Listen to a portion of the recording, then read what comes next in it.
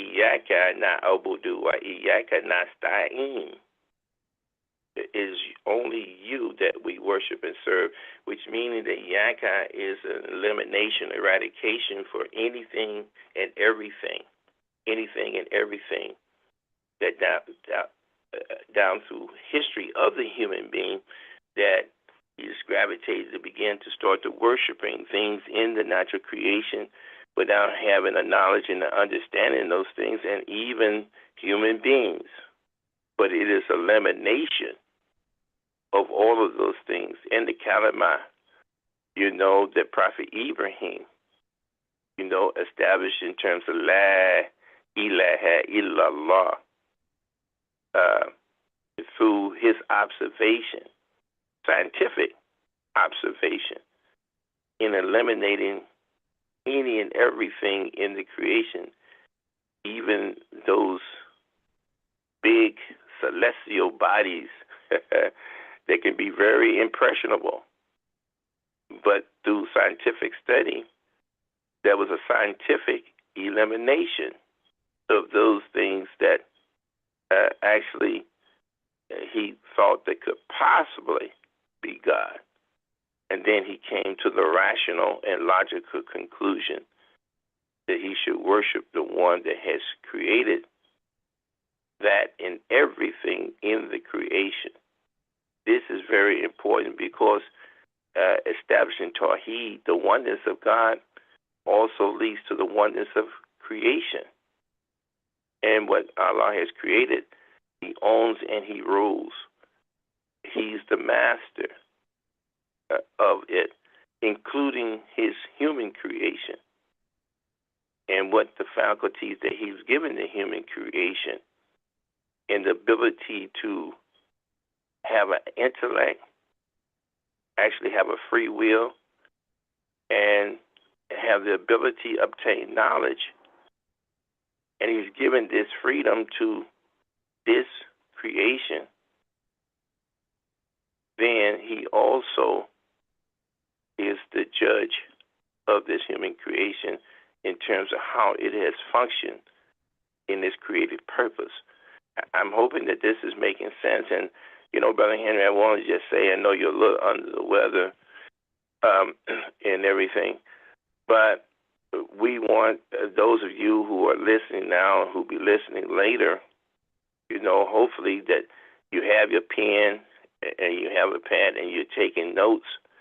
And we don't want you to hesitate in asking a question or making a comment if you want to add something to this presentation in terms of Al-Fatiha. And I'm just doing somewhat of a review, if you will, of some of the things that we already covered and all. And then we'll get to what it is, the objective today, in terms of showing the matching verses in the Quran, the first of the ayats to the second. But also in keeping with just a review, we have attempted to show the soul, the nafs, in terms of how it relates in Al-Fatiha. In terms of getting to know who God is and what God has done in terms of describing some of the attributes of Allah that he reveals to us and how he's intervened into the human being's life. We also have in terms of man, and these are the two major themes in the Quran, who God is and who man is, or what man is, all throughout the Quran, not deviating from any of that. But when we look at the soul in terms of Iyaka na'budu wa iyaka nasta'in, in the tafsir of Imam W.D. Muhammad, we're talking about the nature and the purpose of the human soul. the nature and the purpose of the human soul. And the nature and the purpose is to serve. We should see the nature and the purpose of the human soul to be a servant. And we should see that the nature of the human soul,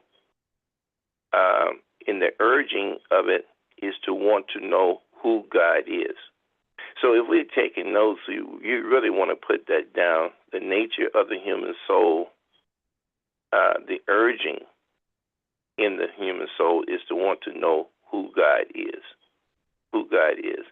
The purpose of the human soul is to want to serve God.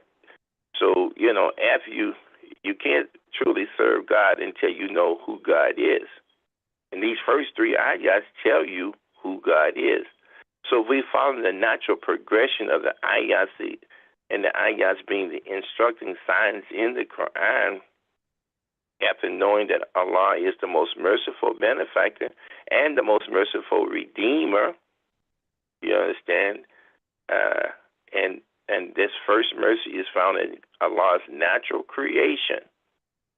In Allah's natural creation, right? In the world, but also and especially in man. So when we talk about this creation of the human being, we actually are talking about the nafs. We're actually talking about the human soul.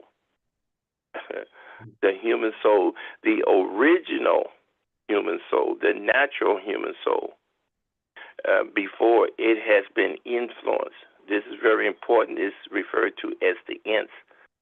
In Surah 51, Ayat 56 of the Quran, where Allah says, I have not created the jinn nor the ants except for my worship, my servitude. That's the created purpose. You see? So we're looking at this first mercy. This first mercy is extended to the human soul and its orientation. What is its orientation? Its orientation is to worship and serve Allah's created purpose for it. I'm hesitating to let that marinate to and for us. The soul is a creation. It is abstract, but it is a creation of Allah, and it has an order and proportion by the soul and the order and proportion given to it. Allah is the one that ordered the soul, created the soul, ordered it, and it has a created purpose. And in an orientation of it, it is to serve its Lord and Creator. It is to find its Lord and Creator. It's an urge, it's a natural urge. And that's in the beginning, original human soul. When we see a newborn baby, that's automatically, naturally just in it. It's innate. It's inborn. So we want to look at it, from that perspective. And in terms of looking at our Rahman, the most merciful benefactor, in what has been given, you see, in the natural world, the natural creation, the universe itself, this has been also what has been given exclusively to the human creation. So when we're talking about the human soul, we're talking about the human being. And we're talking about the original orientation of the human being. And so this mercy as a human creation, as a human soul, matches with Iyaka na'budu wa Iyaka nasta'in. As Imam Muhammad said, it is the fourth of the ayats, as he's given it. 4 is the core. You know, anybody in sports or what, like the World Series is getting ready to start. I do like baseball, you all. And I've always watched it since I was a boy. And I still like the sport of baseball. I don't worship baseball, but I like baseball. And the World Series always have been a 7-game series. And, of course, if you're doing the math, if it's a 7-game series, 7 is an odd number. So the one that would win the World Series is the first one that wins 4 games. It's over. If a team beats the other team in 4 games, it's over. 4 and 3, you know, it's 7. Or it could be in 6 games. But the one that gets the 4, they win. The other team only won 2 games. You see, so 4 is the core here. Very, very important. I got here. So it is on eliminating any and everything. One of the victories is that when the soul is able in its orientation to find who God is and begin to worship and serve Allah, this relating to Allah being our right man, the most merciful benefactor. The most merciful benefactor. In other words, as a creation, as the human soul, we're the most merciful beneficiary of what he has created, the ability to be able to realize and utilize. And we've given some of these properties, faculties in terms of intellect. No creation has the intellect that the human being has been given by the most merciful benefactor, Allah. No creation has the free will, and it's a limited free will, but no creation has that free will like Allah has given to the human soul, the human being. And most certainly, they don't have the capacity to receive knowledge, the knowledge that comes, as Imam Muhammad, the system of knowledge that comes along with this natural creation in this mercy. We have been able to advance human society and to produce our human world based on based on this creation that Allah has given and extended His mercy to. So we are the most beneficiary, or the most beneficent in terms of what God has given. But that original soul, its orientation is to serve and worship God. So our right man matches with Iyaka na'budu wa Iyaka nasta'in. Also, in the orientation of the human soul is also asking or seeking for help. Wa Iyaka nasta'in. And it is only you, eliminating, excluding everybody, that we are seeking the help, the help that we need. So what is the help that we need? We need that help in terms of actually serving you, being the best servant that we could possibly be. You see, once we come to that conclusion, that it is only you that we should be worshiping, serving, and that we should be working for. Many of us have gone to apply for jobs before, and there's a job description. You want to know what the job description is to see if you can fulfill it and be the best in terms of fulfilling that and performing that work. So if it's only you that we are worshiping and serving and working for, don't we need to know what it is that we have to do? And so that's where you have this in terms of help. We want the help from God, how we can best serve God, you see. And then this comes to the second mercy, Al-Rahim. And what does that match with? We go back to what it is that we stated in the previous, I almost call this a learning lab, Brother Henry. I guess we may have turned it into a learning. Mm-hmm. Yeah, we are. We are learning here. Okay, so what we've established in this learning lab in terms of solution for critical issues with the emphasis on Al-Quran, the final revelation, real education, what we have learned is that Al-Rahim, actually, through the Tafsir Imam Muhammad, the most merciful redeemer, that he redeems the human being when the human being loses his way, when the human being goes wrong. In other words, he redeems or he saves the human being. And what does he save? How does he save the human being? How is the human being redeemed? Through what? Through revealed guidance.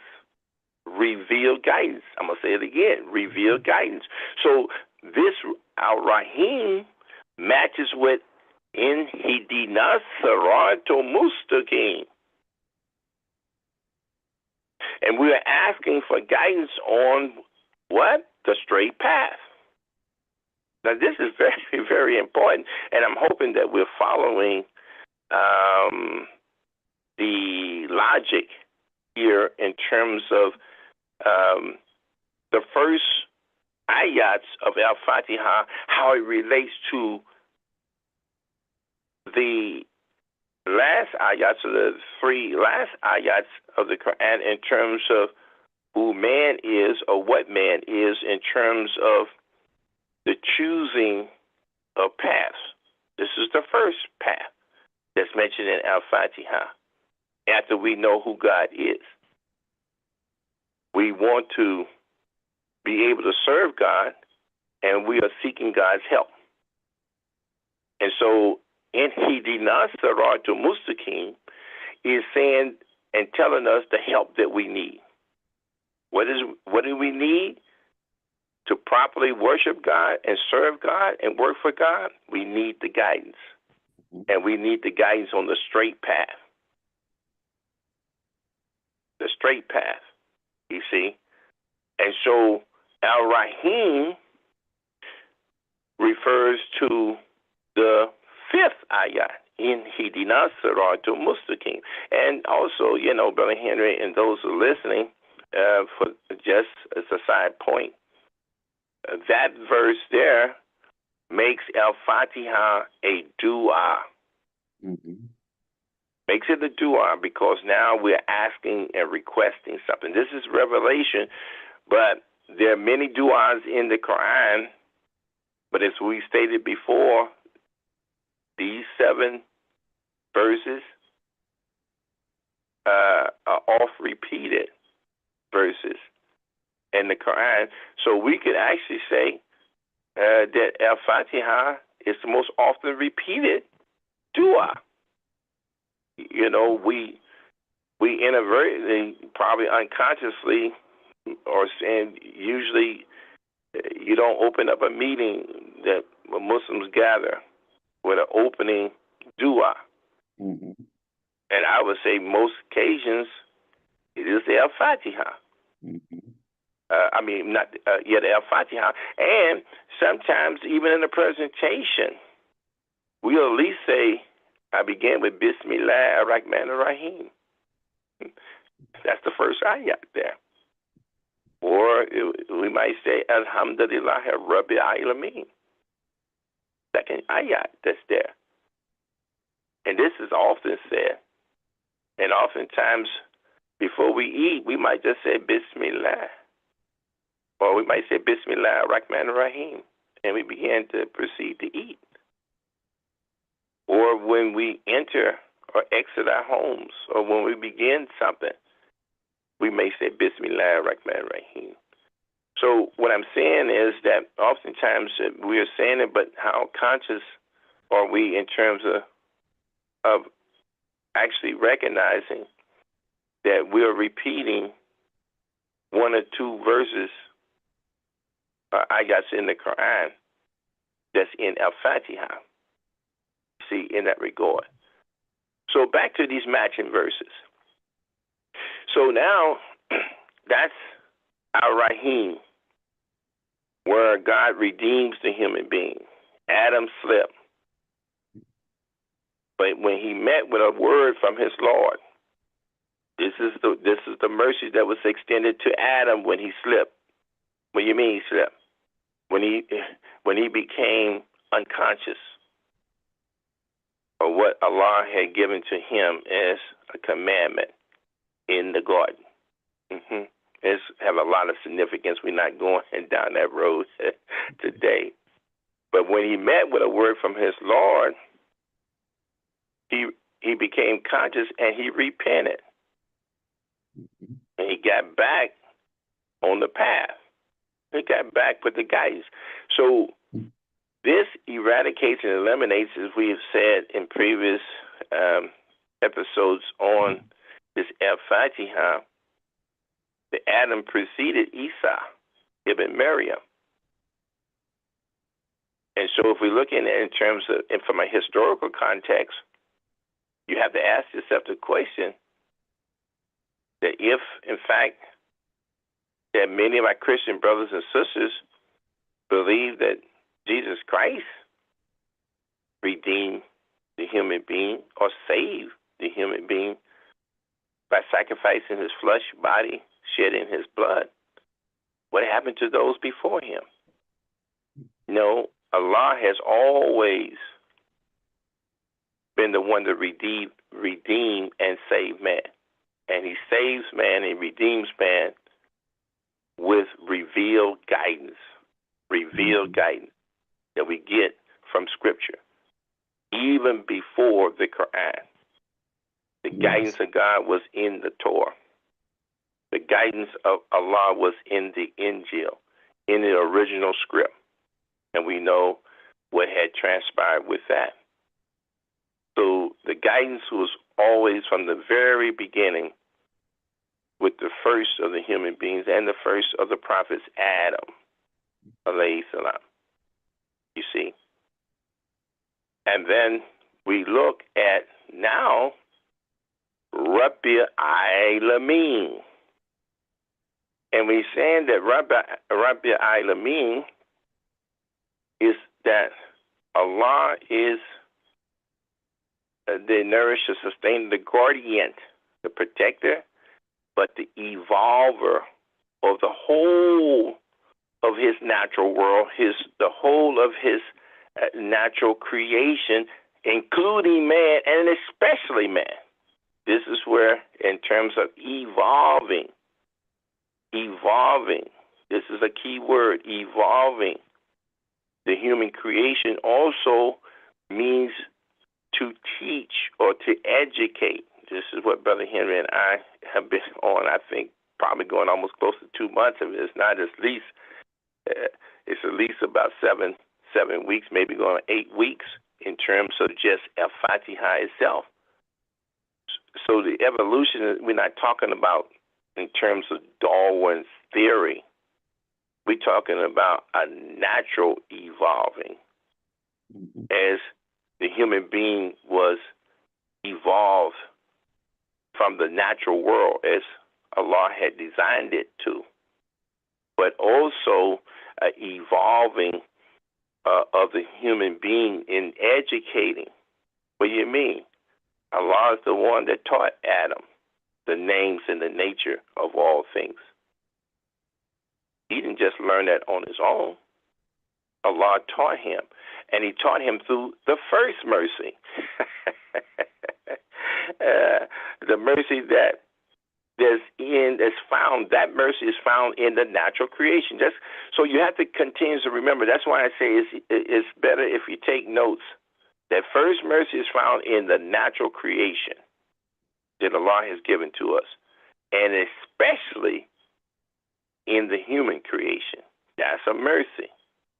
And this is also identifying the nafs, the human soul, to want to know God and to serve God, but to also realize and utilize what Allah has given to us in the natural creation and what God has given to us in ourselves. Oh, this is so beautiful. If we can process this information, it will help in the elevation of the human soul. We're on this path right now, you see. So this is very, very important, the guidance on the Siratul Mustaqim. This is the path that the soul wants to be on for the guidance. And so this matches, so now you understand what Rabbil Alameen, it matches up with Siratul Ladina and Amta Alayhim. So what we say there, it further explains what this path is specifically. We want to be guided on the straight path. Okay, so the question is asked, well, what is that path? The path on those who you have bestowed your grace, your favor, and your blessings on. This is very, very important. And as Imam Muhammad has given us a tafsir on that, he's letting us know that that path in terms of who God has bestowed his favor and blessings on is the path of the prophets and those sincere followers of the prophet. That's the path that we want to be on, because these are the ones who received the guidance, the right guidance from God, and then they lived it. I'll say it again.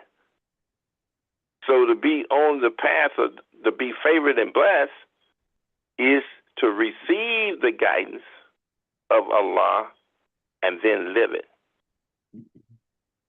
That becomes the favor and the blessing, that we want to have too. And of course, this urging in the soul, in the nafs, it wants to be on that path.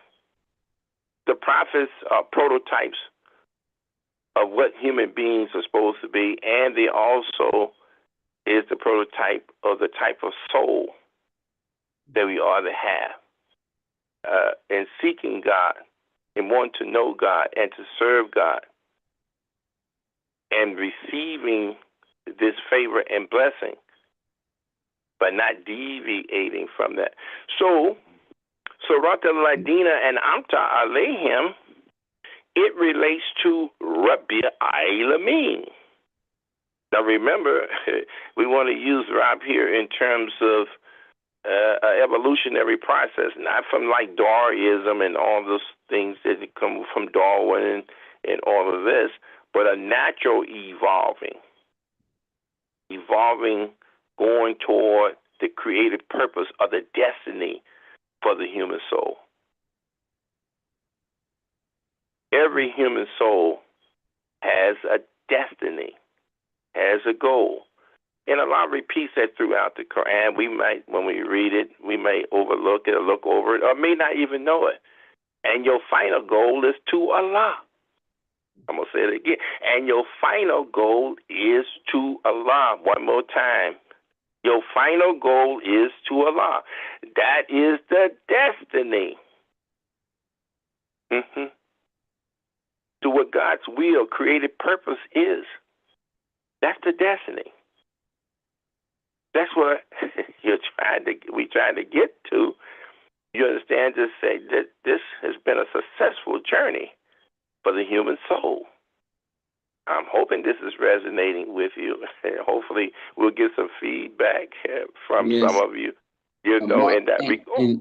you mentioned that, and I do want to this time maybe say to our listening audience, if you do have a question or a comment, just raise your hand there. And like you said, it's so much here, but It's so much. we should be able to now begin to see how Al-Fatiha can open is opening up the other parts of the Quran. And as you said before, that and my voice is still a little bit under, but I'm trying to get through it. The Yes. uh how all of the surahs uh except a surah 9 begins with Bismillahir Rahmanir Rahim, and that's very important Mhm. there.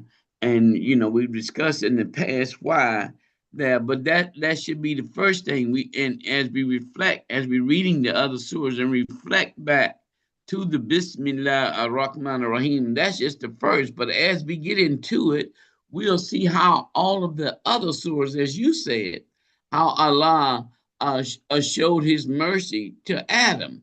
And then Mhm. even in other things that we do in this religion, one of the Mhm. things that came to mind while you were talking was the process that we do the Beyah when we getting ready to halal an animal. What is it that Mhm. is required for us to say? We got to go back to the first surah, Bismillahir Rahmanir Rahim. If we don't say Mhm. that, then we have Mhm. not completed the halal process. So, Hello. Imam Muhammad taught a whole thing on halal and who halal belongs to. Mhm. Only the Muslims can do halal. And it's so much, and I don't want to take us off of this, but Yep. it's so much that we should Yes. begin to see how this opens up. And as we go to other surahs and begin to read it, our mind should reflect back to how does Al-Fatiha applies to this.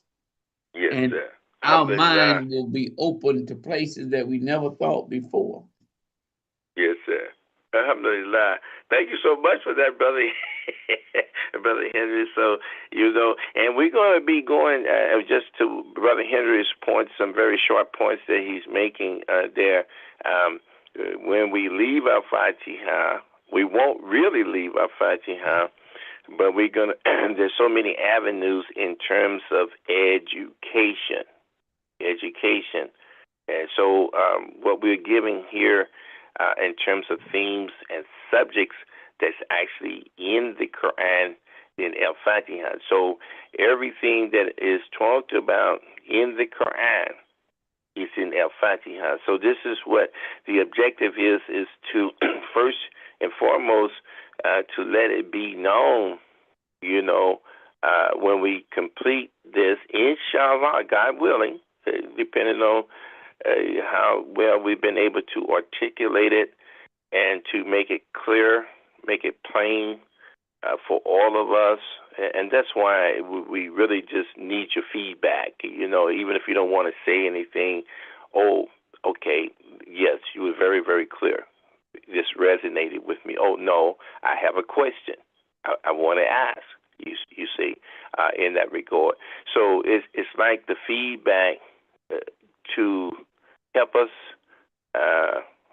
to be able to assess ourselves and what it is that we're given, if it's clear. Because if it's not clear, then it's a waste of your time to just listen to some of these insights, but we didn't grasp it, we didn't understand it, and Imam Muhammad once said to us, "Understanding is the home of the mind." And if we can understand that, anything we're talking about, including Al Fatiha, we want to be able to understand it. We want to come home with the understanding. And I had a conversation with a good brother of mine that I consider a mentor. He's younger than I am, but he is an outstanding, and he might be listening. He's very modest, but I'm saying this about him. I've said it to him personally, but I'm saying it on this broadcast, he's a student of the Quran. He's a student of the life example of the Prophet and living the Quran, and he's a student of Imam W.D. Muhammad. And we was having because I was calling him up to get the Islamic terminology, in terms of 1587, and he was giving me that. And then he was also recommending, that something that Imam Muhammad gave to them in regards to that we are to marry or make this a mate. We are to love it. We are to take care of it. And we are to become more productive. And so, inshallah, next week, I'd like to go into that. Yeah, and Brother Henry, with your permission, maybe to invite him on. I have a hard time getting him on. He's been on my round table before and everything, and just have him a part of the dialogue in terms of mating versus in the Quran and how you marry it. It's like when you're married, there is obligation and responsibility. And there should be some birth, some life that comes from this. Not just to have it, to impress people. So it's not about that. It is about reproducing, being productive with this, because oftentimes you hear people and they may have different needs or intentions when they say, okay, so you learn all that, so what you doing with it? Mm-hmm. They'll ask you what you doing with it. We'll be doing something with it. Tune in on Thursday morning, 7 a.m. Eastern, 6 a.m. Central, and 4 a.m. Pacific Coast time. You see, it starts with communication. It starts with correct information. Mm-hmm. But it don't end there. There has to be a manifestation, a realization that comes as a result of knowing this. And if you don't see it as your mate, if you can't be married to it, you see, and we know in terms of how we relate marriage and what can come from marriage is birth, new life, productivity, etc., etc. I can keep on going with that, but that's the same thing here. So I want to finish this up, and then I want to open it up, for those who may have a question, a comment, or even just let us know it's resonating. What was that, Brother Henry? No, I think that was somebody else that's got their mic open, but they hadn't pressed a 9 or star 9 and let us know that you want to say something. I think Amira Shaheed. So we have, if you press star 9, that raises your hand. So now that raises your hand. So we have the protocol. That raises your hand. Mm-hmm. And then when then star 6 means that your mic is open and you can ask your question, make your comment, or just what has resonated with you. But let me finish this up because the corresponding, I haven't gotten to Maliki Yomideen. So if you would just oblige me just for just a few minutes here and let me finish this up so that it won't be interrupted and so everybody can get this, then we're going to open up the mics for anybody that want to ask a question, make a comment, or just let us know what they've heard is resonating with us. So we ended up with Rabiul Alameen. So Rabiul Alameen is the evolving of the natural creation, and including the human being, and especially man. This is relating to Surata Ladina and Amta Alayhim. So if you're taking notes, you want to put that down. We want to be evolved to the best of the human soul that's personified in the prophets and the sincere followers of the prophet. This is very important. So you want to relate Ayat 2, Rabbi Ilamin, to Ayat 6, which is Sarat al-Ladina and Amta Alayhim. So 2 goes with 6. Rabbi Ilamin, it matches up with Sarat al-Ladina and Amta Alayhim. Those are corresponding verses in Al-Fatiha that goes together. So number 3 is Maliki Yomidin. And we have said and established through the tafsir of Imam Wahiduddin Muhammad that there will be a conclusion.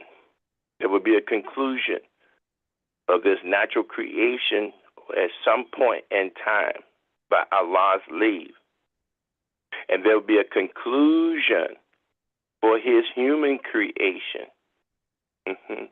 In other words, there will be a judgment. So if you notice that when we recited Al-Fatiha, I did it, Brother Henry usually did it, I did it this week and last week. When we said Maliki Yomidin, we're saying a whole lot there. We're saying that Allah is the soul, S-O-L-E, meaning you don't need any help, that he is the sole owner. And what he owns is everything he created. What you see and what you don't see. He owns it. And if he owns it, he's the ruler of it. He's the master and the judge of the day of Yom is day.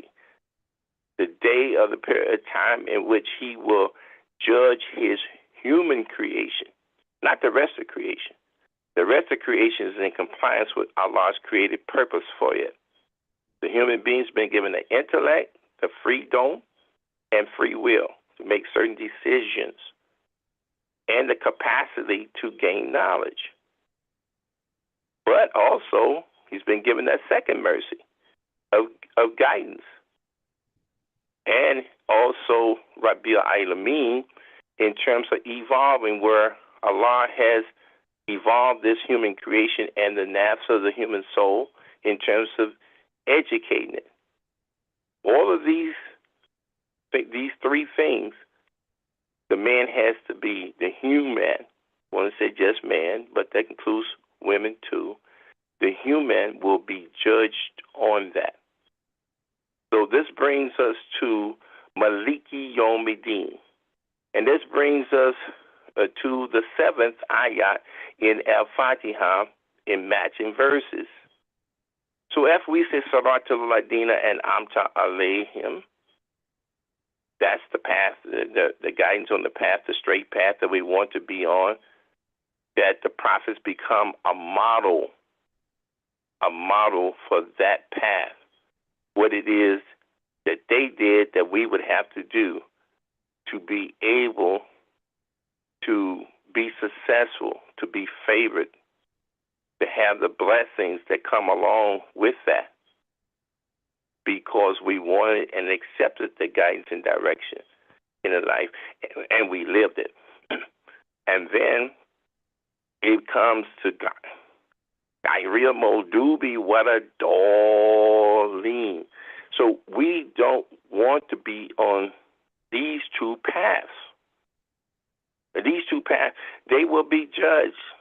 There's a judgment for those who lost the path, went away from the path, deviated, and never had the path, never wanted the path. We don't want to be on the path of the Modub. The Modub is actually those ones who received the guidance. They received the message.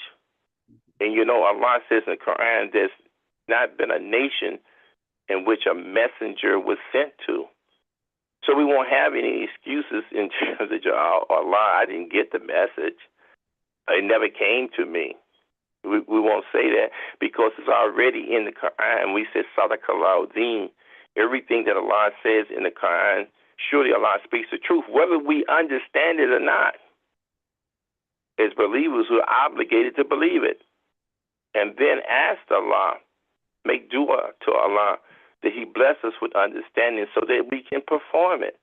A lot of times some of us just going on our own whims, opinions, or what. We don't even know what God is actually saying. But it's very important, like Imam Muhammad said, that after the first few times he read the Quran, he didn't understand all of it. But he kept making dua, and he was steadfast. And Allah blessed him with even deeper insight and understanding, and being a practitioner of the Quran too. This is so very, very important. This is for all of us, not just for some of us, but for all of us. You see? And so we don't want to be on the path of the Mudu who outright just reject it. I'm just rejected. I'm not going to accept it. And so Allah speaks about those people in the Quran and what the judgment we can and will be for them. Only Allah can judge, because sometimes we think that we know the heart. We might think we know what's revealed, and we might think we know what's concealed. But a lot of times it can be speculative. But Allah knows, and we know not. So we're not qualified in that regard.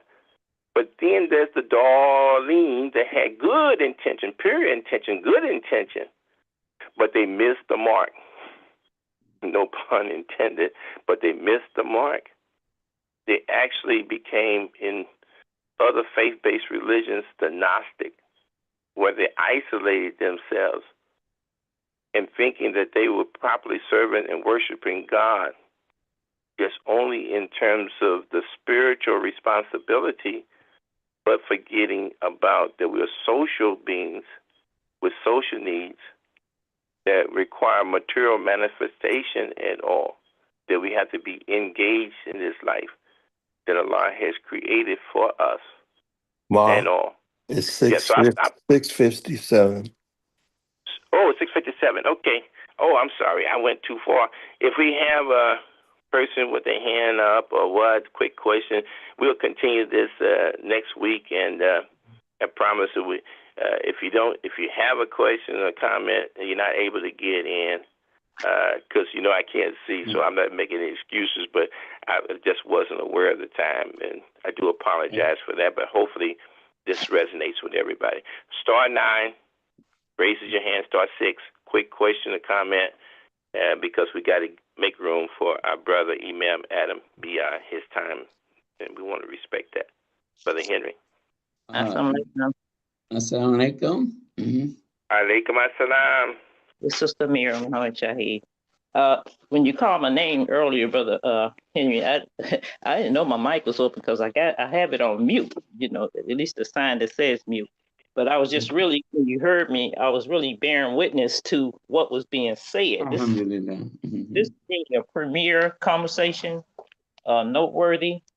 And all I want to say is that we have to live the life that we talk about.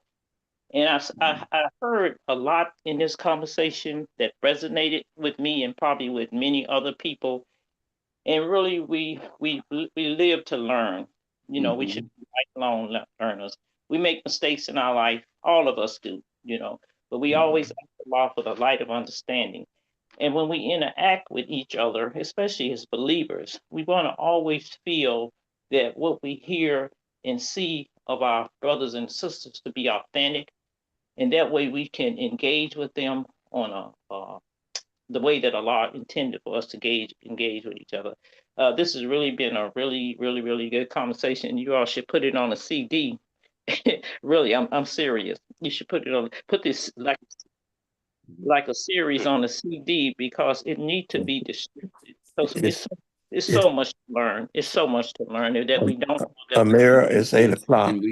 We are out of time, but that's a very good comment, and hopefully we'll continue that next week in there. But we're going to bring our brother Adam Beyah on, and there's so much that it opened up in my mind to that's there. It's a lot to be said, even about the last surah that you talked about, Mark. But inshallah, we'll continue next week, and I pray my voice is a little bit better. But at this time, we're going to bring our brother Imam Adam Beyah, with money sense, because that's a continuation of what we're talking about right here. You got to have some sense with this when you're reading a Fatiha and the other. You got to do it with sense. So at this time, we bring our brother Adam Beyah. Assalamu alaikum, brother Adam. Wa alaikum assalam. Assalamu alaikum, brother Adam. Wa alaikum I'm assalam, signing brother. off. Yeah, well, I'm sorry if we went a minute or two over. No, brother, don't worry. I mean, Assalamu alaikum. I apologize to interrupt. Martha Nyla here. Henry, you need to make Adam the host, please. Yes, I did. Okay, thank you, Henry. Thank you, Sister Martha. It's all yours, brother Imam Adam here. Yeah, Assalamu alaikum. Alaikum assalam. Don't worry about going over a minute or whatever. You know, being an accountant, I got my little running. I forgot you an accountant. I let you know when it reaches a half an hour. Okay. Okay. Okay, brother. You good, my brother. I like your sense of humor. Alhamdulillah. Alhamdulillah. I'm going on mute.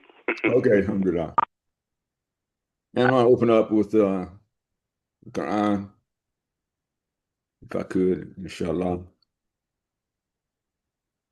And this is from Surah An-Nisa, the 95th ayah.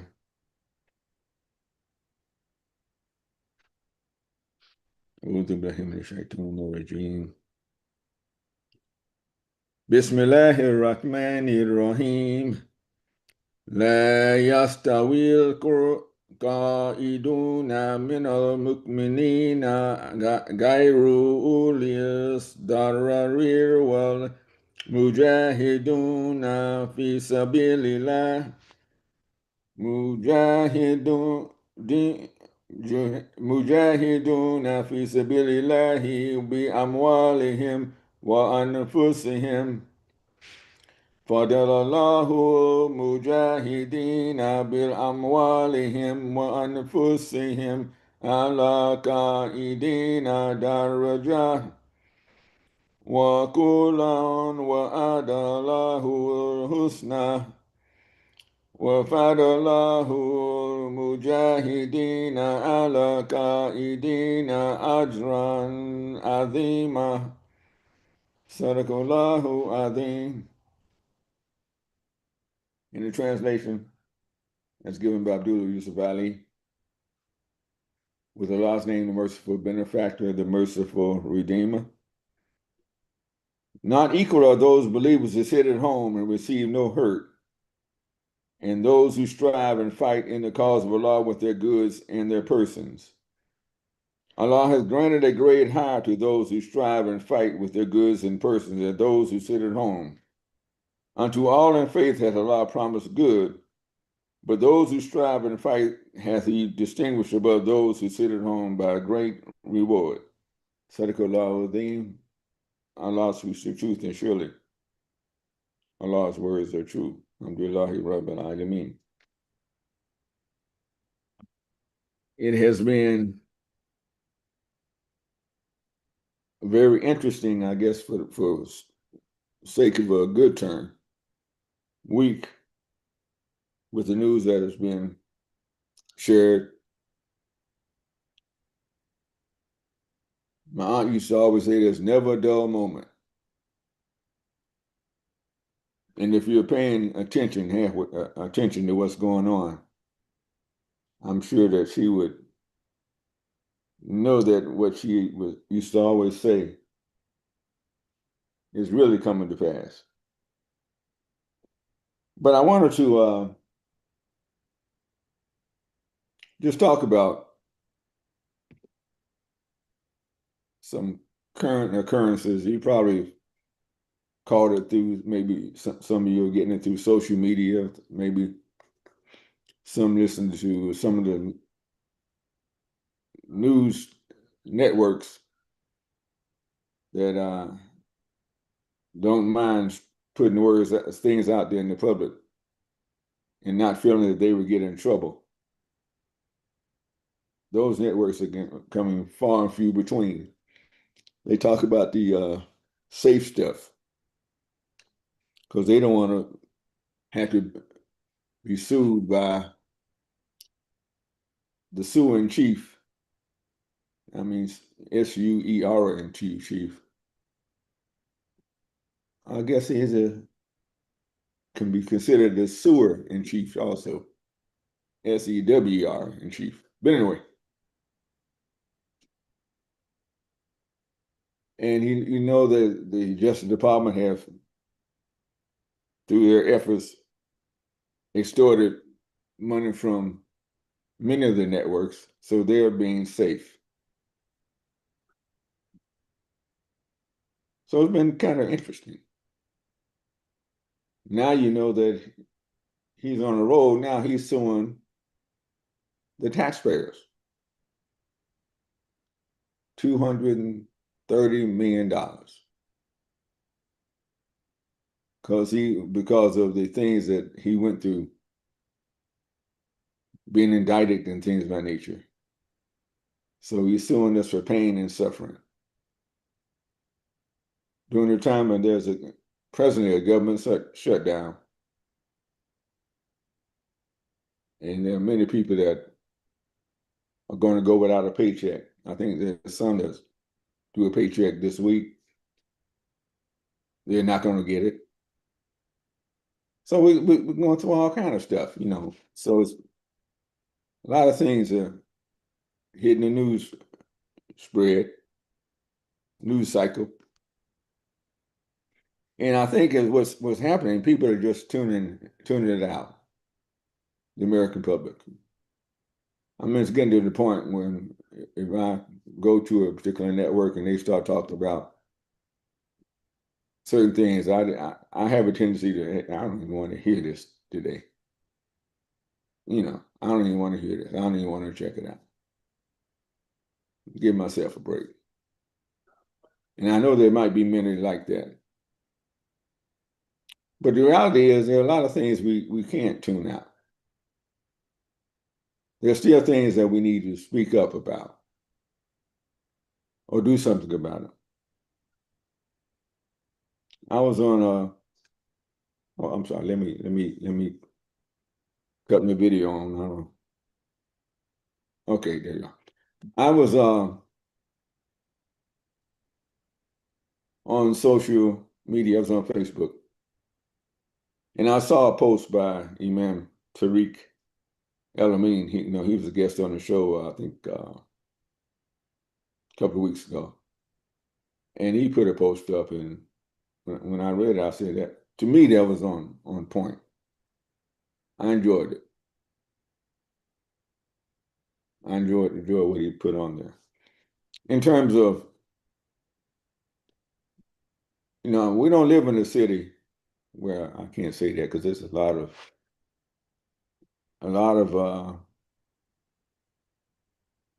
Hispanics in this town. But I can truthfully say I have not seen an ICE agent up close and personal in my town. And I don't know quite why. Maybe it's the proximity to Fort Bragg, Fort Bragg is about, the gate is about a mile and a half from where I live. And maybe it's because of that. But I'm not sure. But I have not seen any. And I don't know if many of you can say the same thing, that you haven't seen any either in your area of the woods. But they're running them up. But I do know one thing, that for some reason or other, well, I guess North Carolina is perceived as a Republican state, which is not. But then again, it is, because the Republicans have the majority in the state legislature. And they just went through a redistricting again. And they added on one more congressional seat. And even though the Cumberland County town I live in is more like a Democrat stronghold for the most part. And it was one of the few counties in North Carolina that voted for Kamala Harris for president. So just looking at those things that are going on, there's this fight between the Democrats and the Republicans, this fight with the MAGA influence, this fight going on. It bleeds down into the community. It's bleeding down into the community. So, but this is a time when if things are going to change, in the short term, it needs to change in the ballot box. That's where it needs to change. And as African Americans, it seems as though things are going in a different direction, because the mindset, the influence, the negative influence, the negative thinking that is affecting our people is vote and don't count. No need to vote, just give up. And that is really, I'm surprised as I talk to young people. A lot of them have that mindset. So I was thinking, what if I had that mindset when I was 13 years old, 14 years old, or didn't want to, didn't want to go out and protest? And I guess I started out as a protester, because that's what I did at that age during the civil rights movement. And I followed some adults, and I protested. I marched, right? And I marched until the government changed. The Supreme Court changed it. Little by little, a victory was achieved. It could have been the Civil Rights Act or the Voting Rights Act. Little by little, the laws began to be enforced in order to support our rights. The laws were, now, it didn't mean the hearts were changed, but laws were being enforced.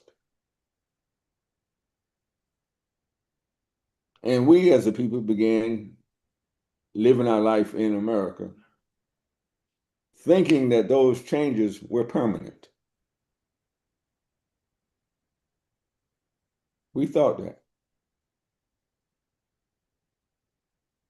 And we changed our attention away from that, believing that these laws would be ingrained in stone.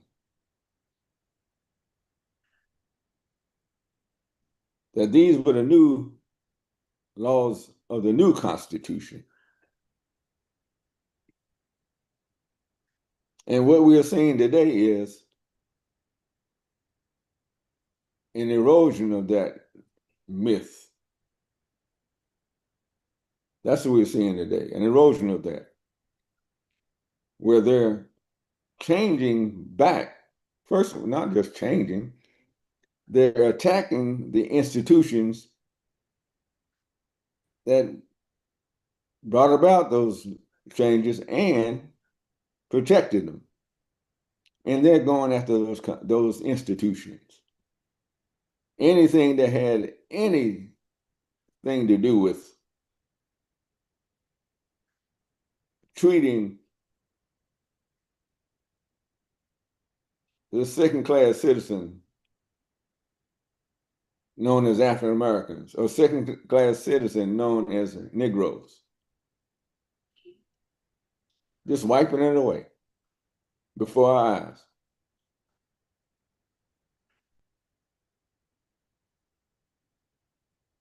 And given the feeling there's nothing we can do. And then they elect a man in the White House, even though I think he has his own agenda. Well, I know he got his own agenda.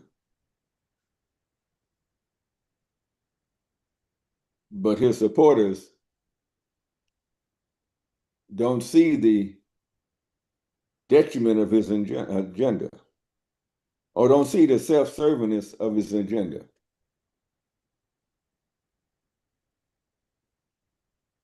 When they allow him to sue the government for $230 million on pain and suffering that he endured. And then the Speaker of the House says, well, he said he's going to give it to charity.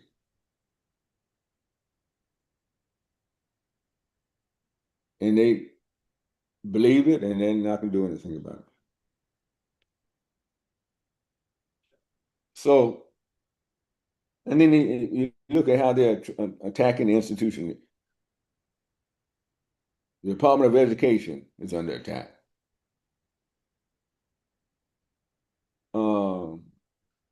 The other departments that they're attacking, Justice Department has been taken over for the most part. And all these things happening. So you're saying, well, how is that going to affect us? Well, we don't worry about it. We sit on the sideline. We don't say anything. You know, we don't protest. We don't do any of those things because I don't know if it's an idea that protesting is against us, or we're too good to protest, or we're too free to protest, or whatever. I'm not saying you had to go down and participate in the No Kings rally, but that's a protest. And I'm not going to criticize it because it's a protest.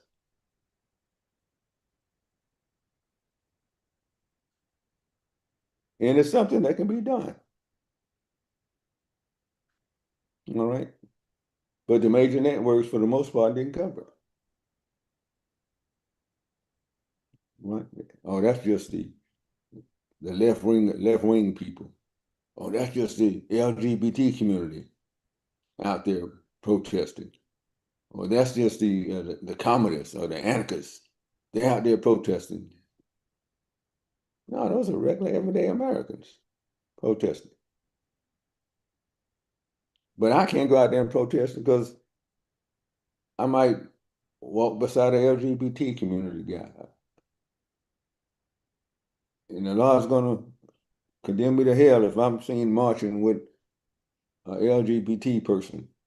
That's against the religion if I go out there with that. So I'm not going to say, I'm not going to do anything. I'm not going to support it. But the rights they're coming after it will affect you and your family and your cousins and other people. They might not be Muslim, but they're American citizens. I'm going to tell you how I think. Now, I think I might have mentioned this on there before. My mother retired from working with the Internal Revenue Service. And in order for her to get promotions while she was working for them, she'd have to move. Even though the federal government, a long time ago, said, well, during Roosevelt's administration, he made it illegal for the federal government to discriminate against the people because of their race.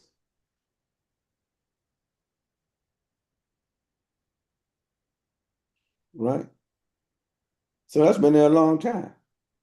So she had to do that.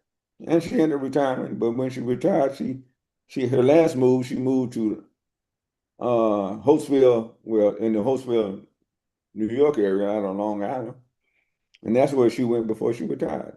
So when it was said that a great number of African American females were laid off from these government jobs, I thought about my mother.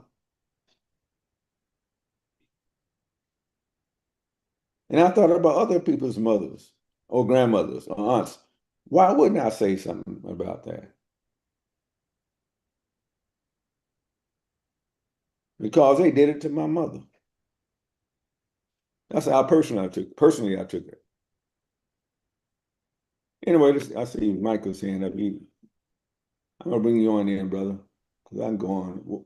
Assalamu alaikum. Assalamu alaikum. It's important to go on in, you know. Praise be to Allah.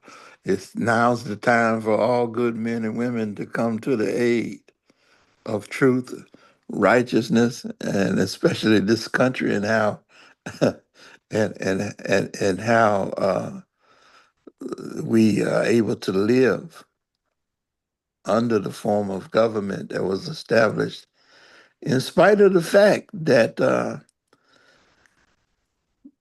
the reality on the ground has not measured up to the mythology. And African Americans in particular and Native Americans are very much aware of the ugly side of America and the history. Now others are starting to find out, you know, the the myth falls short. The idea that this country is a nation of laws and not of men has never held true for many of us. It's never held true. The way, first of all, before it was a country, you know, our ancestors were brought over here and put under a condition and environment to be made dysfunctional in the vital areas of their life and to serve, you know, it wasn't like what do you call it, not chattel slave. It wasn't like indentured servitude. You know, they were condemned to serve uh, under harsh conditions, worse than the conditions of the Hebrew boys Well, and that's why they girls. call it. That's why Stamp. What's the guy named Stamp? Wrote the book, The Peculiar Institution. Yes, sir. And there are It's other peculiar. books. There are other books recorded. But see, look at the language. You know, the language environment oftentimes because of the nature of the social ideology of whiteness, which you can Google and you can find that, you know, it was in the 17th century, I believe it was, when this terminology first came into being. But it is a philosophy of life for Caucasians. You know, they have been conditioned to identify so closely with whiteness and what goes with it in terms of being superior, even Mm-hmm. though for many they don't measure up to that content. They found that out when we were allowed to sit in the classroom with them. That Mm-hmm. they didn't measure up to many of the black students that they were trying to keep out of the schools. And that's a fact of history, you know, and the other lies that were told about our people, they found out that wasn't true in terms of the character and the humanity of African Americans that sat in the classroom with them. So a lot lives have been exposed, but there is a urgent need. See, we look at the expression of hate, but the expression of hate underlying it is fear, as I see it. And Desperation, brother. Caucasian, yeah, that's an extent. That's another level of fear. So you know, they were told that slowly but surely they're being outnumbered by brown people. You're not going to hold that majority. Well, we hold it now, and we got control of the laws. And when I was in Birmingham, Alabama, I learned from some of the political operatives there. It's about having enough money, having money to get your message out, and having a good organizational structure, boots on the ground to get your message out. Mm-hmm. And the other part of it was making sure you got your people out to the polls. Well, coming with that was a message to try to keep other people from not coming out. Oh, this thing is rigged. You know, what's the use in voting? That's the spirit that you mentioned earlier. Yeah, well, that's the information they spread amongst our people. And they're supposed And to. Yes, sir. well, I know they're supposed to, but I mean, we're supposed to discount it too. In other words, they get their handpicked stooges that they got control over, got rappers spreading that message. And we know that a lot of the stuff that rappers rap about that are not conscious, especially, is a detriment to our people. Absolutely. But that's part of the plan. Exactly. And we don't see that. And unfortunately, the brother and the sister, young brother and sister in the street, are just as blind to it. A few of them make some money, and the rest of them think they're gonna make some money, so they go for that. You understand? And it's that language. You know, they got the Caucasian, had them thinking he was superior with that language. Yeah, we just haven't had enough critical thinkers that are respected. The people who can think and strategize, they've been levitated above the common folks. The common folk, and this idea, over time, the respect for fellowship and respect for leadership has degraded to a point where you got all of this. I got my thing. My thing is this, and it comes with the conditioning of being an independent person, and that has hurt African Americans the most. We did have a short time.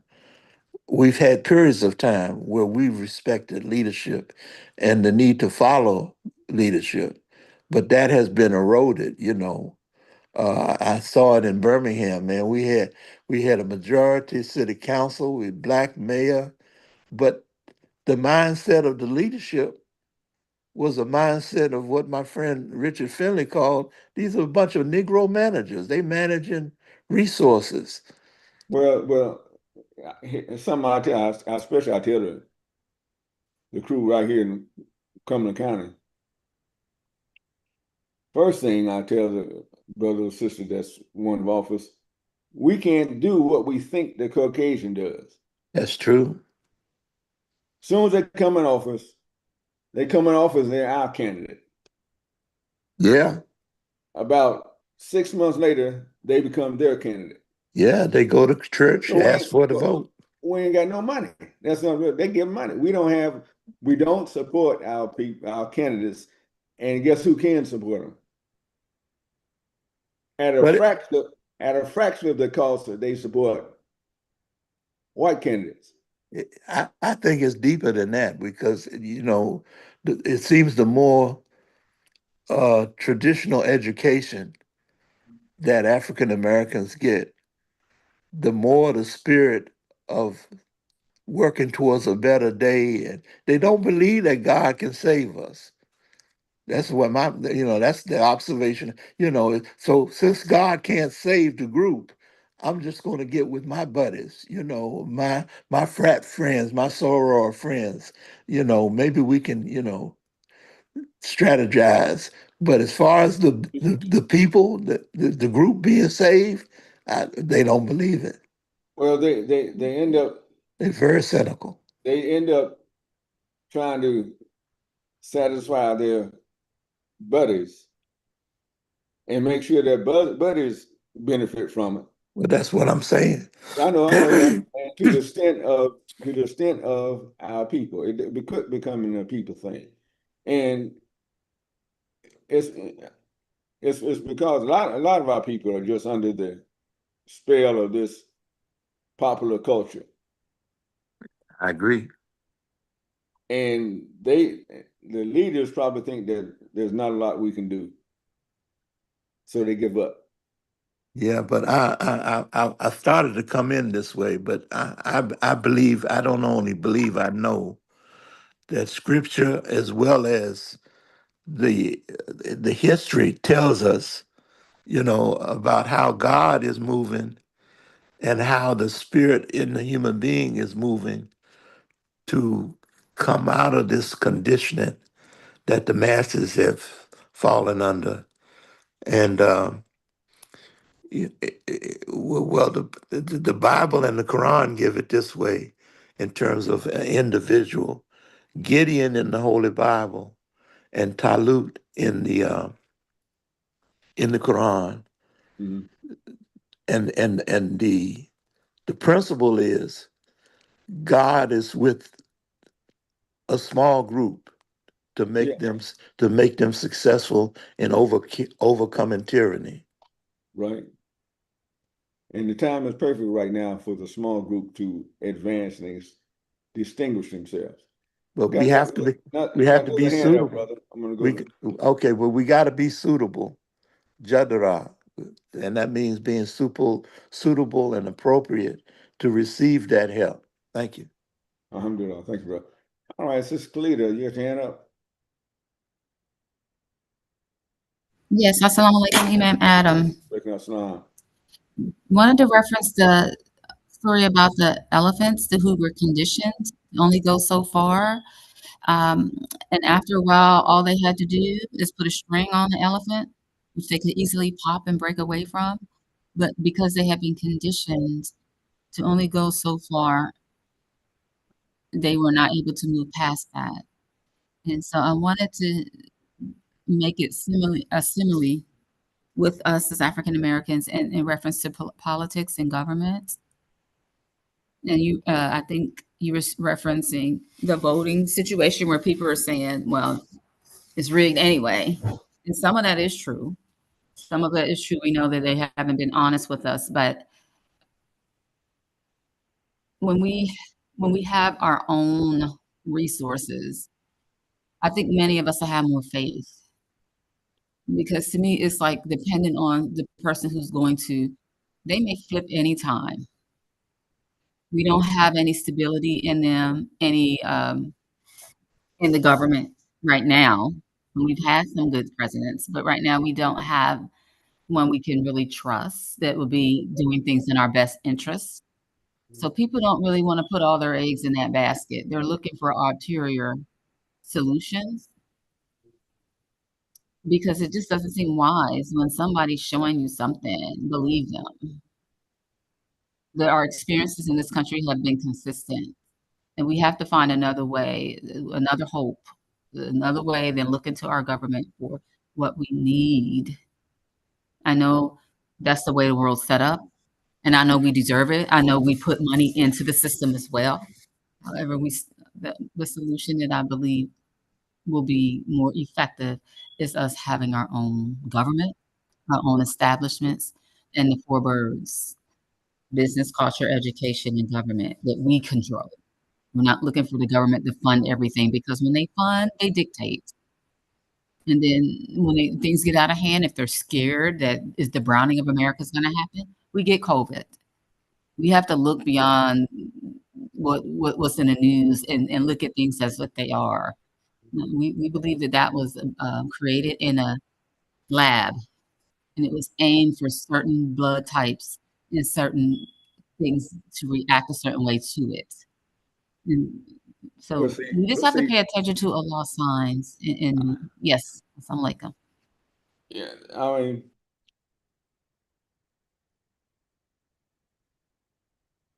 in terms of COVID, being created in a lab.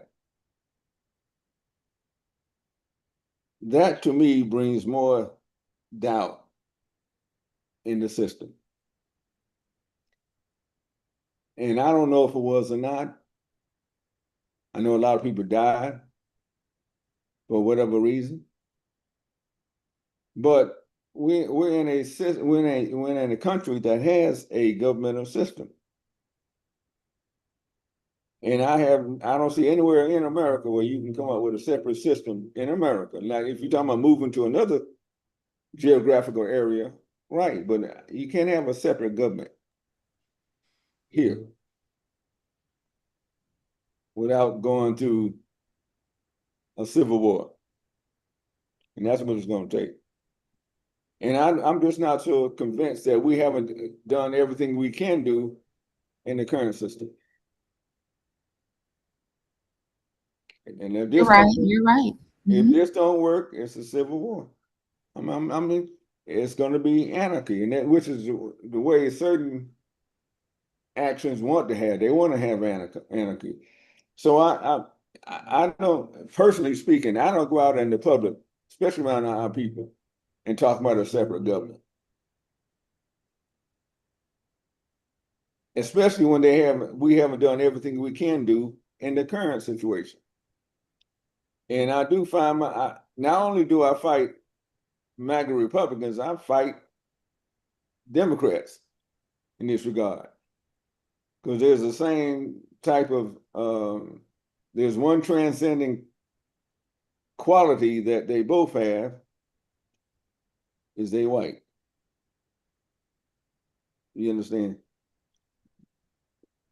They're white and they come over. I got Democrats that just as racist as some of the Republicans I got. So I've tried to fight racism. And I'm not so in love with Democrats that I won't call them a racist. And they know that. But okay, but I understand.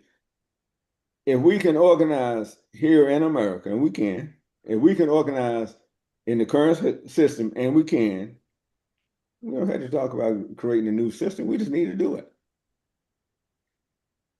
We need to organize.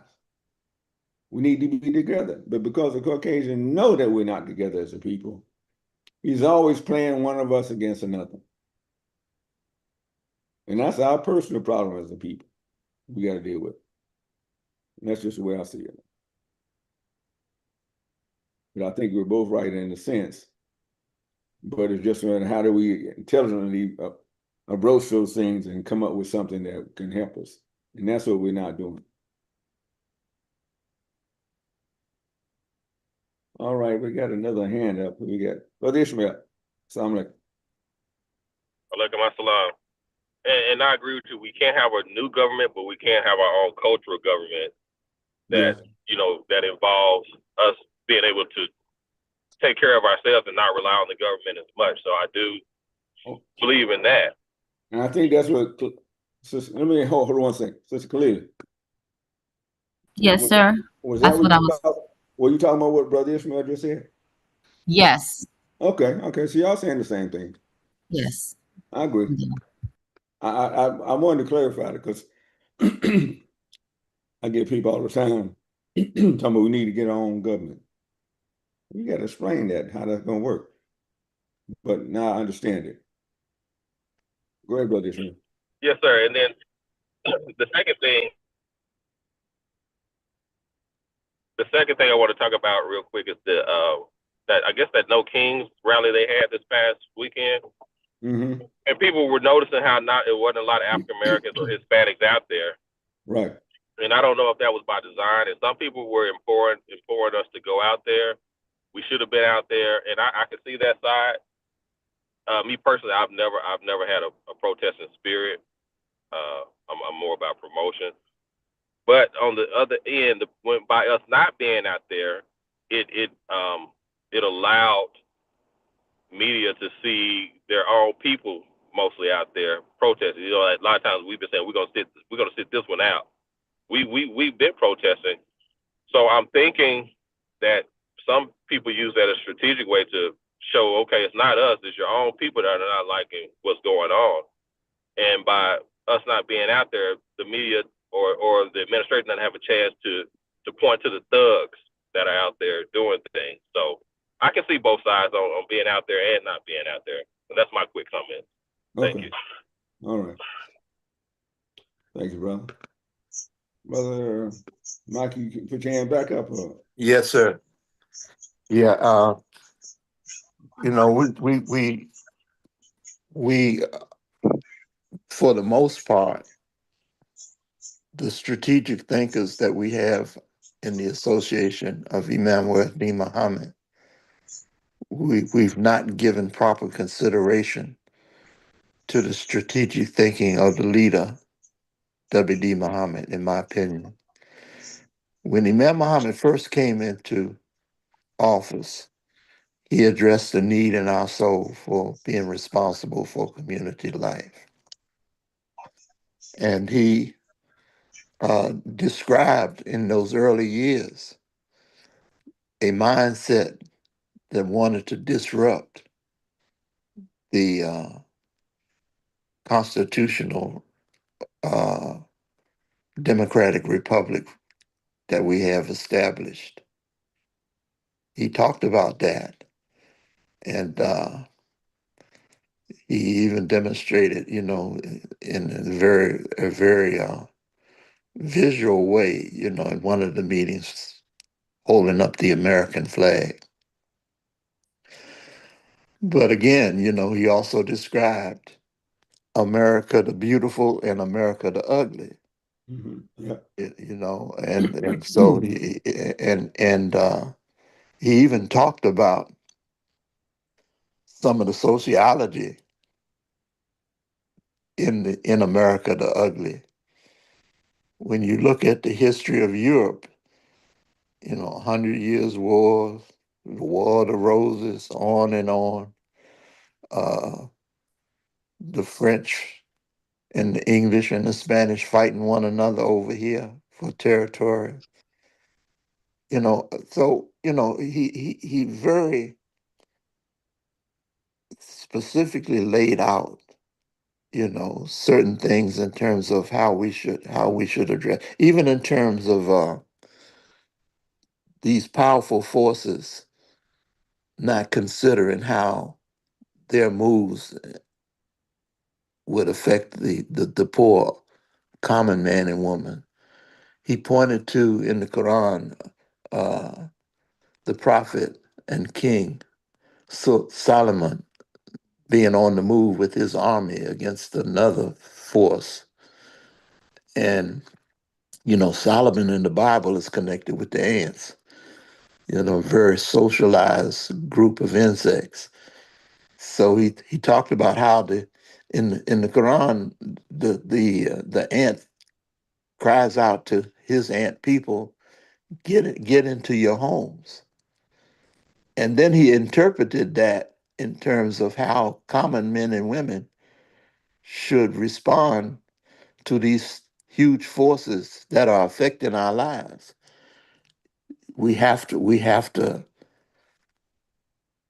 become more solidified in terms of our relationships, family, stronger relationship with our families, stronger relationship with men and women that have similar thinking, right-minded people, forming alliances, you know, identifying, you know, those people, you know, we're seeing and we have seen during the time of the Imam Muhammad's early leadership up to the day, real patriots speaking out and acting. And it's not always, you know, a thing where you physically put your body on the line in a protest. We're dealing with a mindset that don't give a damn about you're putting your body out there.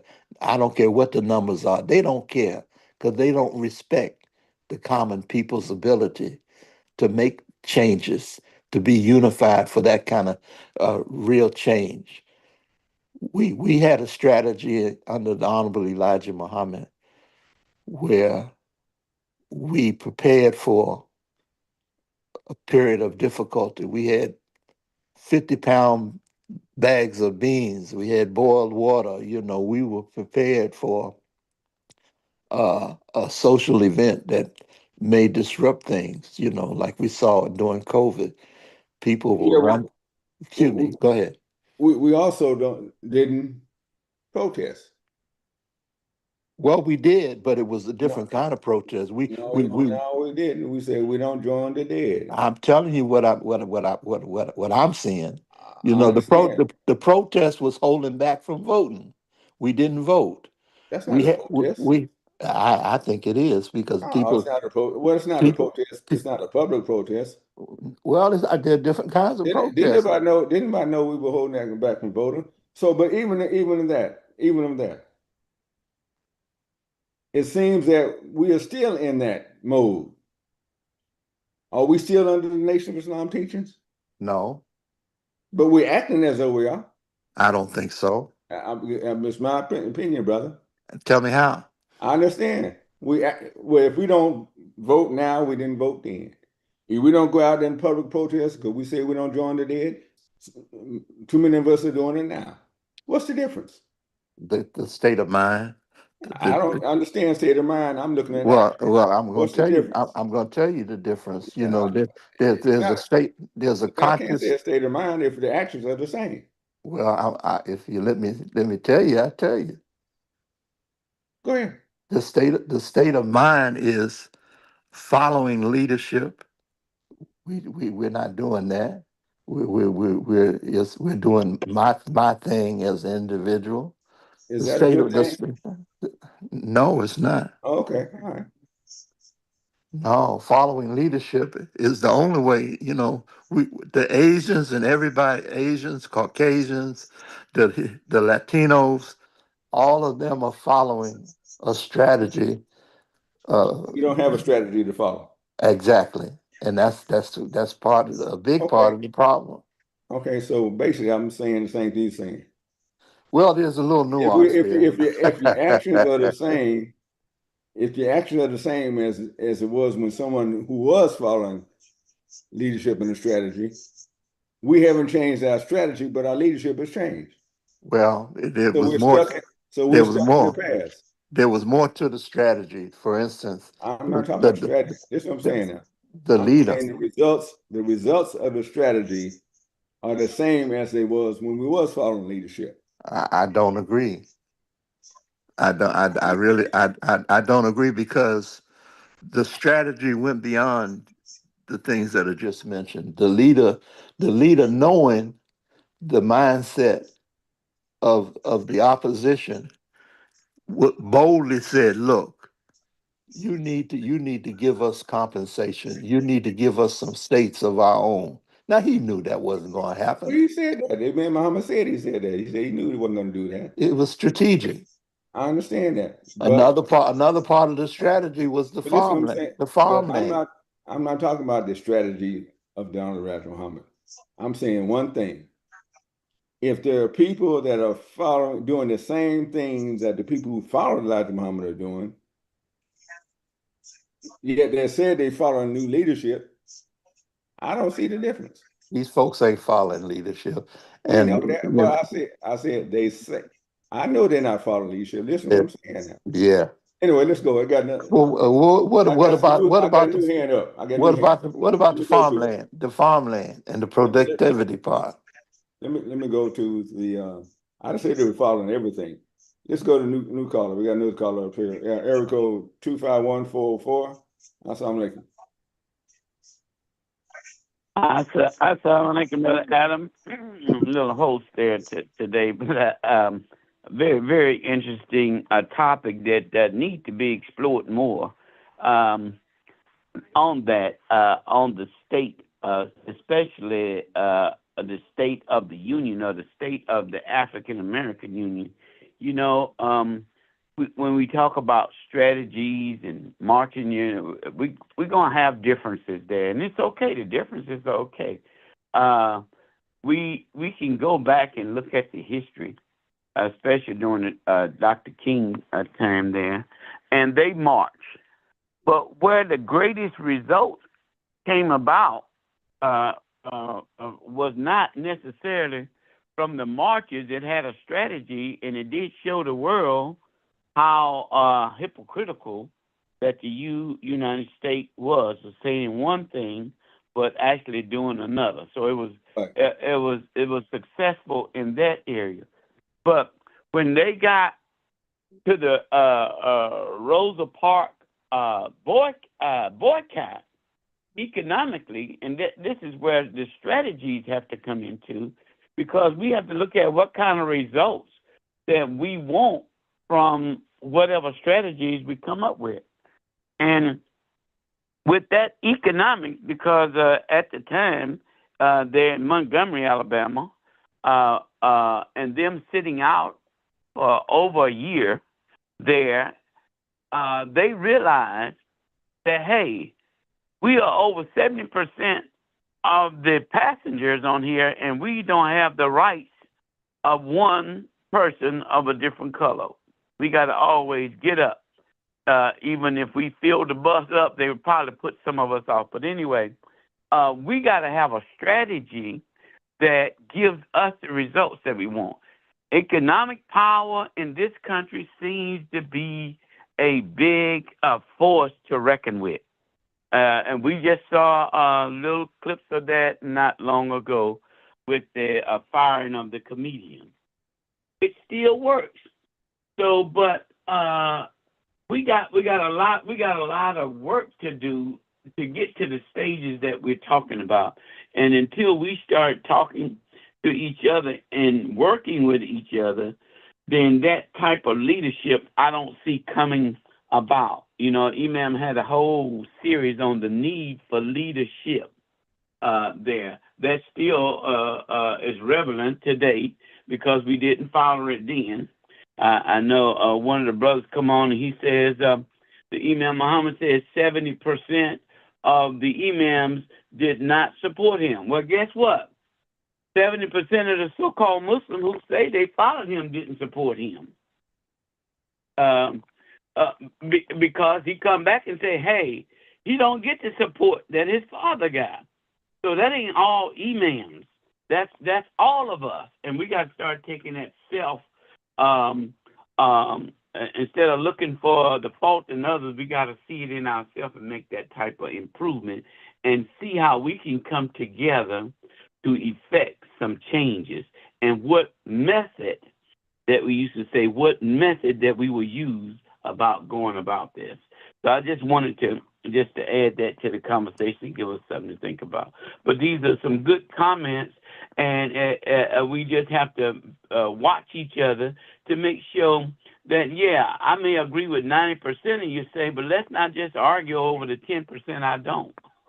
You know, because the 90%, if we put that in it, then maybe you'll come my way or maybe I'll come your way.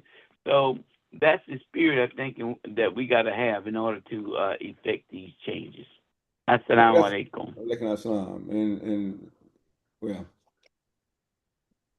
I don't see it as an argument at all. It might be differing of tactics and things of that nature. Oh, no. I'm just saying we have to watch it because that's one of the Satan's plans is to take the good and take to that. No, not what we're doing. This is good. Okay. But it can't get to those states there that people say, I'm going to take my ball because you ain't playing the way I think you ought to play. I'm going to take my ball and I'm going home. We won't play ball at all. That's already out there. Yeah. Big time. Exactly. So that's what I'm saying. Not us okay. here, but that is a problem, like you say, in this society. That's always a problem with us, brother. Who's going to get the credit? Sister Kalita, you got your hand back up? Assalamu alaikum. Yes, I don't agree with us not following leadership. I believe that's why we're all Muslim. I believe we follow spiritually, but what we need are the people, the skill sets, the education to actually put things into practical application. We have a lot of people with good hearts. We have a lot of imams that are really followers of Imam Mufti Muhammad, even though he did say that many of them were not following them. I know that there are some who did and loved him and did it to Allah took them from here. And so I don't know about if following leadership means the same thing to everyone. But I just think that people do not, from my observation, my analyzation, and working in the community, we don't know how to move forward when it comes to tangible things beyond the spiritual, beyond the feel good part. But when it comes to work, we can work, but we don't necessarily have a skill set. It takes a skill set to build a community. You need contractors, you need developers, you need money, you need the blueprints. If it just took a good heart, we would all have it. So I don't agree with the fact that we don't follow leadership. We need to take it to another level and emphasize education and infrastructure and work with each other, because Allah is not going to change our condition, again, as he said, until we change what's in our own souls. There was one comment that stuck with me that my father made. He used to go to the immigrant community a lot, and they still support our masjid, and they always have, but he would be the one that they would go and collaborate with when we were going to actually start fasting, because at the time they were going with the Middle East, some of them, but they would have this big meeting. But my father said they could have a meeting and they could be, you would think that they would never speak to each other. They get out hollering and screaming. But he said when the call to Salat came, Kalas. And then when it came time for them to build a building or open up a school, or when they made a collective decision, their money was in the pot. They can raise thousands of dollars in minutes. And we have to have that mindset. We have to not be so emotional and get things done. When it's time to get the work done, put that mess aside, because we're the ones suffering. We're the most dependent race on the government systems than any other race, more even than the Latinos that come over here with no English, because they unify. When it's time to get, they may not like each other, but when they got to accomplish a task and they know what's going to benefit them and their children and grandchildren, they come together and get it done. I don't care if they're working at McDonald's. They move out, their cars are paid off, they pay off one house and go to the next, even Asians. And we have to come together, because we can't continue to depend on our abuser. There was in the Quran I was reading years ago, there is a footnote that was saying that if you allow somebody to continue to mistreat and abuse you, and you willingly know and you're able to get away, Allah says the abuser and the abusee will be punished. We know that we have not been treated fair, and we keep depending on the same source and putting our faith in the same source. And that's one of our issues. Just like if you're in a personal relationship and somebody keeps doing you any kind of way, it's foolish to continue to go to that same source, and they show you who they are. We have to let me believe stop you things. now, my Yes. sister. I got my. It's almost time for me to get out the way. Okay, but thank you. That's Thank my you very much. comments. Assalamu alaikum. All right, Walaikum assalam. Can those of you on Zoom, can you see the picture? Yes. Oh, Yes. Yes. This is a picture of Samuel Hopper and his wife. They were two of the 11 people that were freed by John Brown back in the day. And they settled in Windsor, Ontario, right? Two of the actual people that John Brown, one of my favorite historical Caucasians, by the way. I have their great-great-great-grandson, Darrell Hogan. He will be my guest, inshallah, next Thursday to talk about the experience, about his great-great-great-grandparents and things like that. This is a history. And I thought it was good because this was right after I heard that the federal government, which has a museum in Harper's Ferry, that they were closing that down as part of this DEIF or whatever. And then I had a chance to, I know somebody who shared that information, this picture, and that the name of their great-great-great-great-grandson, whatever. So he'll be our guest next week. For those of you that might be history buffs, this is real history. And I've done my research on it. There was probably around 20 or 30,000 African Americans that made its way to Canada, because in 1834, Canada outlawed slavery. And they had to go all the way north. All the way north. As Malcolm said, anything south of Canada is south. All right. So inshallah, Next week we'll do that. And we have Imam Yusuf Ramadan. You are on the line, right? Assalamu alaikum. Walaikum assalam, brother. You ready to take it, my brother? I'm ready if I don't get to go. Go ahead. You got it, man. Assalamu alaikum. Wa alaikum assalam. Bismillahir rahim. That is peace be unto you. With God's name, the merciful benefactor, the merciful redeemer. We'd like to welcome everyone to New Day for Al-Islam in America, American Muslim 360 edition, the #1 Islamic Zoom station in the nation.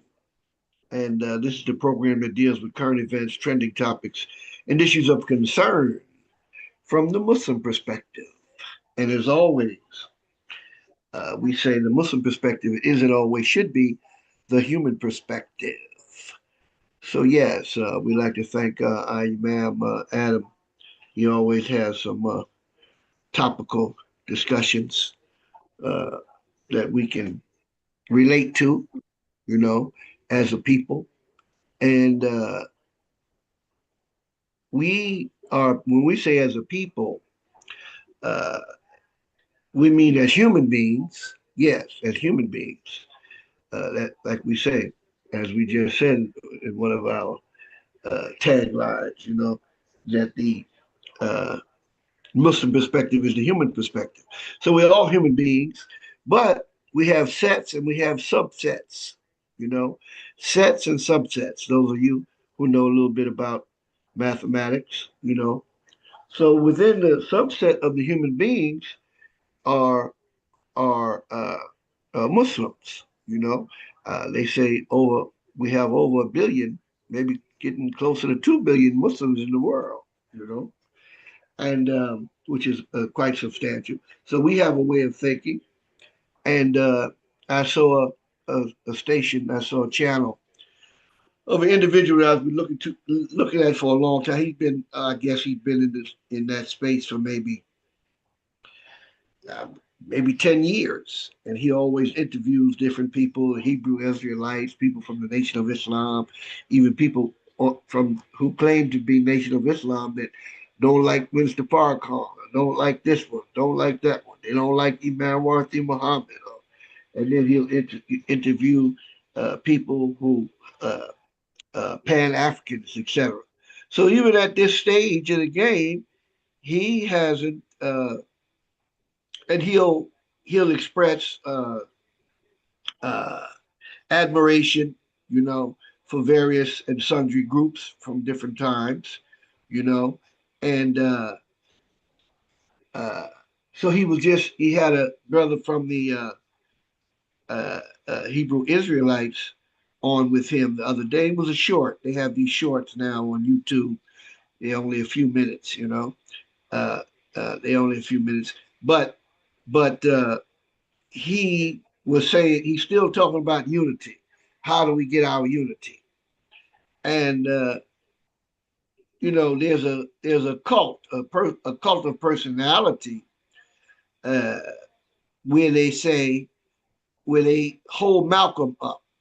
And when we say Malcolm, Imam W.D. Muhammad, Rahimahullah alayhi, said, when we say Malcolm, we don't need to say anything else. We already know who we're talking about. We don't have anybody have to say Malcolm who. They're talking about Malcolm X, also known as El Hajj Malik El Shabazz, and he said Malcolm, the Imam said Malcolm belongs to us, right? And when he said us, the us he was talking about was those who were with his father in the Nation of Islam. Now everybody claims Malcolm, right? But there's a religion among some African Americans where they seem like they idolize Malcolm. That anything Malcolm said was right. And they uh, point out uh, uh, what they say is his most famous quote: by any means necessary. By any means necessary. They like to, all of you, I'm quite sure, within the sound of my voice, have heard that, not only heard it, but heard for yourself, but heard other people uh, uh, quoting that, right? And by any means necessary. And the Imam said, no, we can't agree to make progress by any means necessary. As Muslims, we have to agree to make progress uh, in ways that's approved by God. Hmm? In ways that's approved by God. You see, and so uh, as they went on in this little short discussion, I'm trying to pull it up now. You can hear it for yourself. They said he quotes Malcolm. He says, "Don't forget what Malcolm said. Leave your religion at the door. Hmm? Leave your religion at the door." And my response was, "You quoted Malcolm, El Hajj Malik Al Shabazz. He's a Muslim. Hmm? He's a Muslim, and Malcolm didn't teach himself. Malcolm was taught by the Honorable Elijah Muhammad, and he's a product of the Nation of Islam. You see, and he came to break. He came to break with the Honorable Elijah Muhammad. Uh, Initially, it was not over, uh, uh, I would say, quote unquote, theological differences. No, it wasn't. It wasn't that over theological differences. You see, it was reportedly over his discovery of some children that were fathered by the Honorable Elijah Muhammad with some young sisters. Okay, and so the people that's on this brother's channel, I've heard them come on there and say, Imam Wardi Muhammad is a hypocrite. He's the one that brought it to Malcolm. But if you read the autobiography of Malcolm, it says in that book, right, autobiography of Malcolm X, it says that he went to Imam Wardi Muhammad and that he brought it to the Imam's attention, and that the Imam said that he was already aware of that. Now, some of you are familiar with that. Some of you are familiar with that, okay? And so they don't want to. In other words, they're saying it was the Imam who came and brought this information forward, brought it out to defame his father, whatever. Now we know that we heard the Imam subsequently say that he never spoke on the life of his father's personal life. When they were getting into and criticism of the Imam, when he married Imam Sadiq's uh, daughter, Khadija, they were getting the Imam said, personal things are just that personal. You all heard them. It was during a Jummah. You might have been there. Some of you that's on here now might have been there and heard him say, personal things are just that. They should be personal. He said, you never heard me criticize my father, that my father was a Bible man, etc. And those of you who follow the Bible, you uh, know that, and I spoke about this a couple of weeks ago, you know that Suleiman, is said to have had 100 wives and 1,000 concubines. You aware of that? He said, yet you have not put down the Bible. You haven't dismissed the Bible, have you? No. You haven't said, well, if that's true, I'm dismissing I don't want the Bible anymore. I don't want the Bible anymore. I'm done with the Bible. No, you haven't said that. Okay? So the Imam was saying that, not to get into personal matter. So we know, so now they're trying to blame the Imam. They're saying that's the Imam who destroyed the Nation of Islam. One brother is saying, Minister Farrakhan is saying that those were his wives, and he even highlighted one of the sisters that passed away recently. Used to bring her out, before the people, etc., and teach the people. And one brother is saying those are not his wives, and those are not his children. You see, so people are always rewriting. People are always rewriting history. Always rewriting history.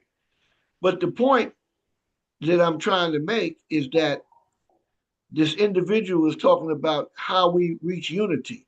He says, and their identity is always in contradistinction to someone else. So he's trying to identify what will give us unity. And he says, we have a common enemy. So he's back to the white man. Huh? He can't get away from his identity. His identity isn't forged unless it's forged uh, uh, uh, in contradistinction to somebody else. Hmm? Yeah, what's your identity? We have a common enemy, he said, and that's supposed to bring us together. Hmm? We have a common enemy. We have common goals, but do we have common goals? What are our goals? What will bring us together? Our skin color? I don't think so. It hasn't done so this far. When has our skin color ever brought us together? Except in the sense where we were exploited and pointed out for oppression. Hmm? For oppression. You see? And I wrote something the other day. I said, when they are listing our dysfunction, when they are pointing out our dysfunction, correct? Uh, uh, they don't have any problem whether it's and here's what I wrote: when pointing out our dysfunction, single parent homes, high crime rates, low test scores, etc. They have no problem differentiating us from other groups, including other quote unquote black groups. Is that right? They're talking about the African American, the so called Negro. But when it comes to our achievements, excellence in the world of sports, music, entertainment, education, we're all just black. Everybody gets credit for that. Huh? Everybody gets the credit for that, but only we get the blame for black on black crime, etc. When they're talking about black on black crime, they're not talking about Haitians or Jamaicans or a continental African. They're talking about us. Is that correct? Yes. So we know that one of their talking points now to get themselves out of being blameworthy for the transatlantic slave trade is that your own brothers sold you into slavery. Your own brothers said, now, was that the majority? No, it was not. Did that happen? Well, common sense tells you, is it possible? No, that never happened. Not one time did that happen. Of course it happened. Because we know that there are people today that's quote unquote with us or part of us, and they will sell us out. Whether it's the Clarence Thomases, or what's referred to as the Uncle Tom class, the Boule class, or whatever, the people who will curry favor with the quote unquote dominant society in order to get favors for themselves. They will sell out, or as we saw in the movie Django, the Stephen character played by Samuel L. Jackson. that identified, or as Malcolm spoke about, the house Negro versus the field Negro. The house Negro uh, uh, identifies more with his oppressor, with his slave master. And Imam Adam was just talking about John Brown.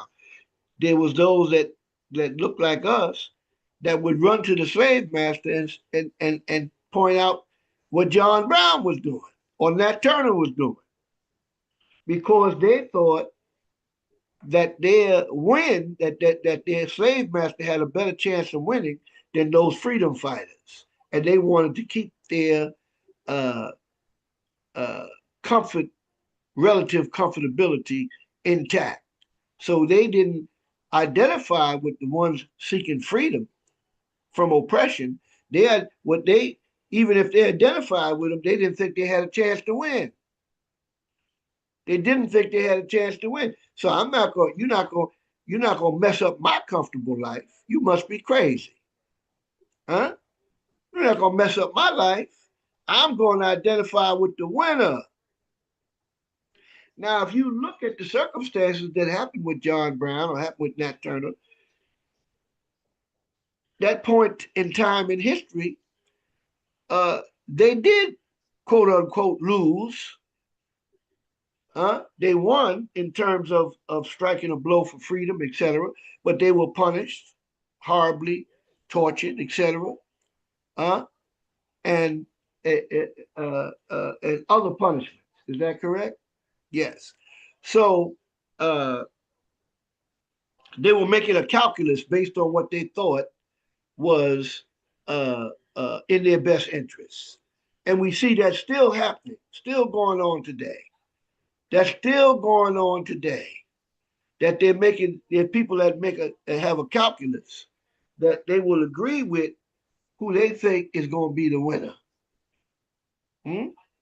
And they will, even though they won't stand up for justice, they will say, hey, I'm going to side with the people that I think is going to win. Well, Allah is showing us that paradigm is no longer in effect anymore.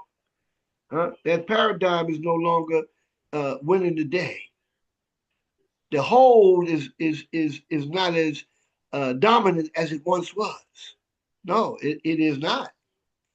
And what am I speaking about? The people that they think have the power, the economic power, the political clout, uh, uh, that's not as powerful as it once was. Okay, they are losing their grip, and this is why they're panicking. They're panicking because they're losing their grip on the people, on the society, and that calculus is no longer a winning calculus for them. No longer a winning calculus. Recently, last week, those of you who are in the New York City area, you know that the New York Post has always been a rag. You know, it's owned by the Murdoch family, Rupert Murdoch. It's been losing money for over 20 years. Not because the Murdoch family are not good business people; they're excellent business people, but they're not looking to the New York Post as a money center for them. They make their money in other places. Their money comes from Fox News. They have the Globe, and they're a multinational corporation. In the UK, the Fox News. They also own the Wall Street Journal. You know, so they have other money centers. But the Post is if you people are not reading newspapers like we used to. I used to read 2-3 newspapers a day. People don't even buy news. I don't even buy newspapers anymore like that. That's part of the problem of the Muslim Journal. I do buy the Muslim Journal.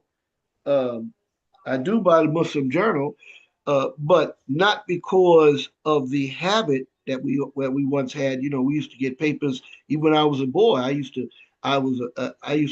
deliver papers. I used to deliver papers on my bicycle. Papers are not a bit. They can't give papers away now because of the different the internet, the integration and consolidation of the newspaper business. At one time in New York City, we had about seven. Would you believe 7 daily papers? We had the Long Island Press. We had the Daily News. We had the New York Post. We had Newsday. We had at least 5 different daily papers. We don't have many more. Okay, but you would see even back then, you would see the New York Post at the end of the day just sitting there. And certain stores you would go to, if you came 6, 7 o'clock at night, they would give it to you. They would give it to you, just try to get rid of it. Otherwise, they had to give them back. But they use the New York Post because New York City, among other things, is the communications capital of America. It's the financial capital. That's why they're screaming about Zoran Mamdani, that you can't allow a socialist. Now they call him a communist. They'll call him anything, you know. Now they want to call him a terrorist. Okay, but that's falling on deaf ears. Matter of fact, uh, uh, uh, I'm going to play for you a short clip that one of the imams sent me early this morning around Fajr, uh, and and uh, and they were talking about on that Fox News show, you know, on that Fox News, which is Channel 5 in New York, uh, and it's a short clip where they are interviewing a they're interviewing a so-called conservative pundit, right? I'm trying to remember his name. I don't see his name underneath the chyron, but you've seen him before. And Fox News guest, he reluctantly vindicates this about Imam Siraj. Zohan had come to Jumma in Brooklyn at the Masjid Taqwa, where Imam Siraj is the resident Imam. And I saw that the pictures that he took with also, who's a councilman now, Yusuf Salam, who was a member of the Central Park Five that was unjustly convicted of rape in Central Park, and now they've been called the Exonerated Five because they were exonerated, where Donald Trump actually paid money, a lot of money, to take out full-page ads to call for them to get the death penalty, and he still won't apologize for that. He still won't apologize for it. You see, and so there's a picture of Yusuf Salam and and uh, uh, Zoran Mamdani and Imam Siraj, and they've been going crazy over that. And I was all set. We had two Zoom meetings the other night. Well, I couldn't come on with Sister Manera was asking us to join in, but I had 2 Zoom meetings, one at 7:30 and one at 10 o'clock at night, to react to this because this was for 2 days running.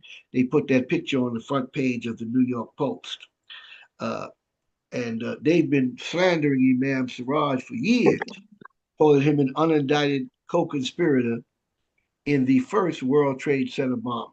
So let's listen to this quickly.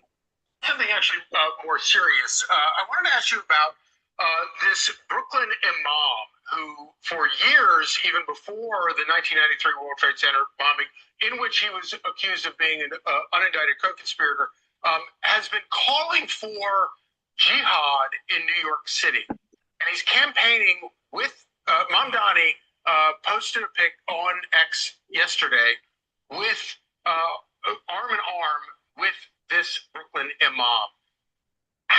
I mean, it's kind of hard for me to even wrap my brain around the politics of that? Well, there is New York City's 8.5 million people, 10% are Muslim. So Mr. Mamdani is out trying to energize his base, he himself being Muslim. This imam is very radical, very fundamentalist. He was not actually a co-conspirator. He was named by the government as a possible co-conspirator at the beginning, I think, of the second trial having to do with the first World Trade Center bombing in 1993. He was never indicted. He was never actually a conspirator. He did show up as a character witness, I believe, for the Blind Sheikh, and may have helped the prosecution in the course of his testimony, which they weren't looking for. But then the Blind Sheikh has passed away, died at right. Supermax out in Colorado. So it's a long time ago. Yes. So he told the truth. Okay. He was never named as there was 100 and something people that they call unindicted co-conspirators. So he was never indicted. He was never charged. There's no way in the world they would never have sent him to prison, okay, if he was involved in that. And we're going to get into that also, okay. That first World Trade Center in 1993, don't think that it wasn't connected to the second one in 2001. Don't think there wasn't a connection between them. Okay. Now, as the imam, one of the imams was sending me that, I'm sitting there reading it and watching television. This is the video that comes on, right? This is the video that comes on at 6 o'clock in the morning. Okay. They will lie. He told the truth. That he told the truth. They came right back with the lie again, trying to disparage the brother. Here it is. Let's see if we can. Okay.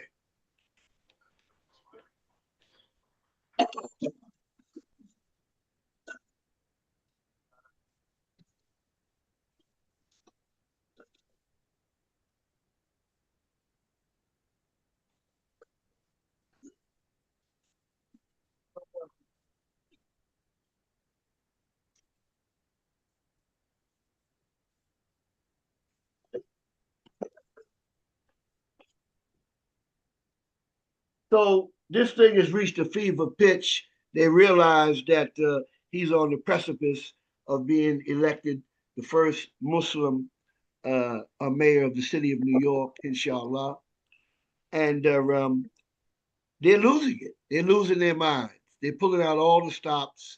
They offered Curtis Sliwa, who is the Republican candidate, and New York City is 7-1 Democrat versus Republican. So ordinarily, whoever would have won the nomination would automatically, the Democratic nomination would automatically be the winner of the general election.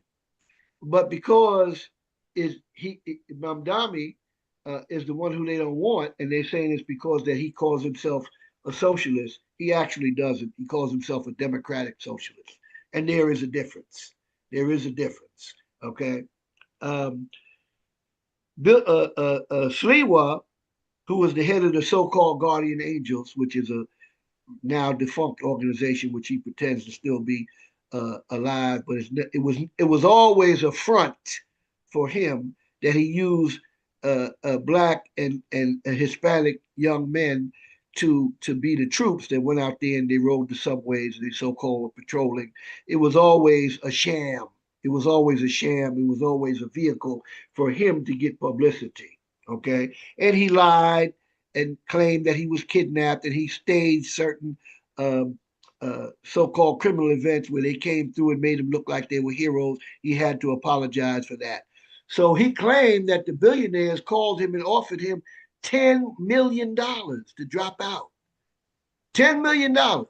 And Eric Adams, he says, was offered at least that and probably more to drop out. So I see a couple of hands up. I don't know if it's up from before.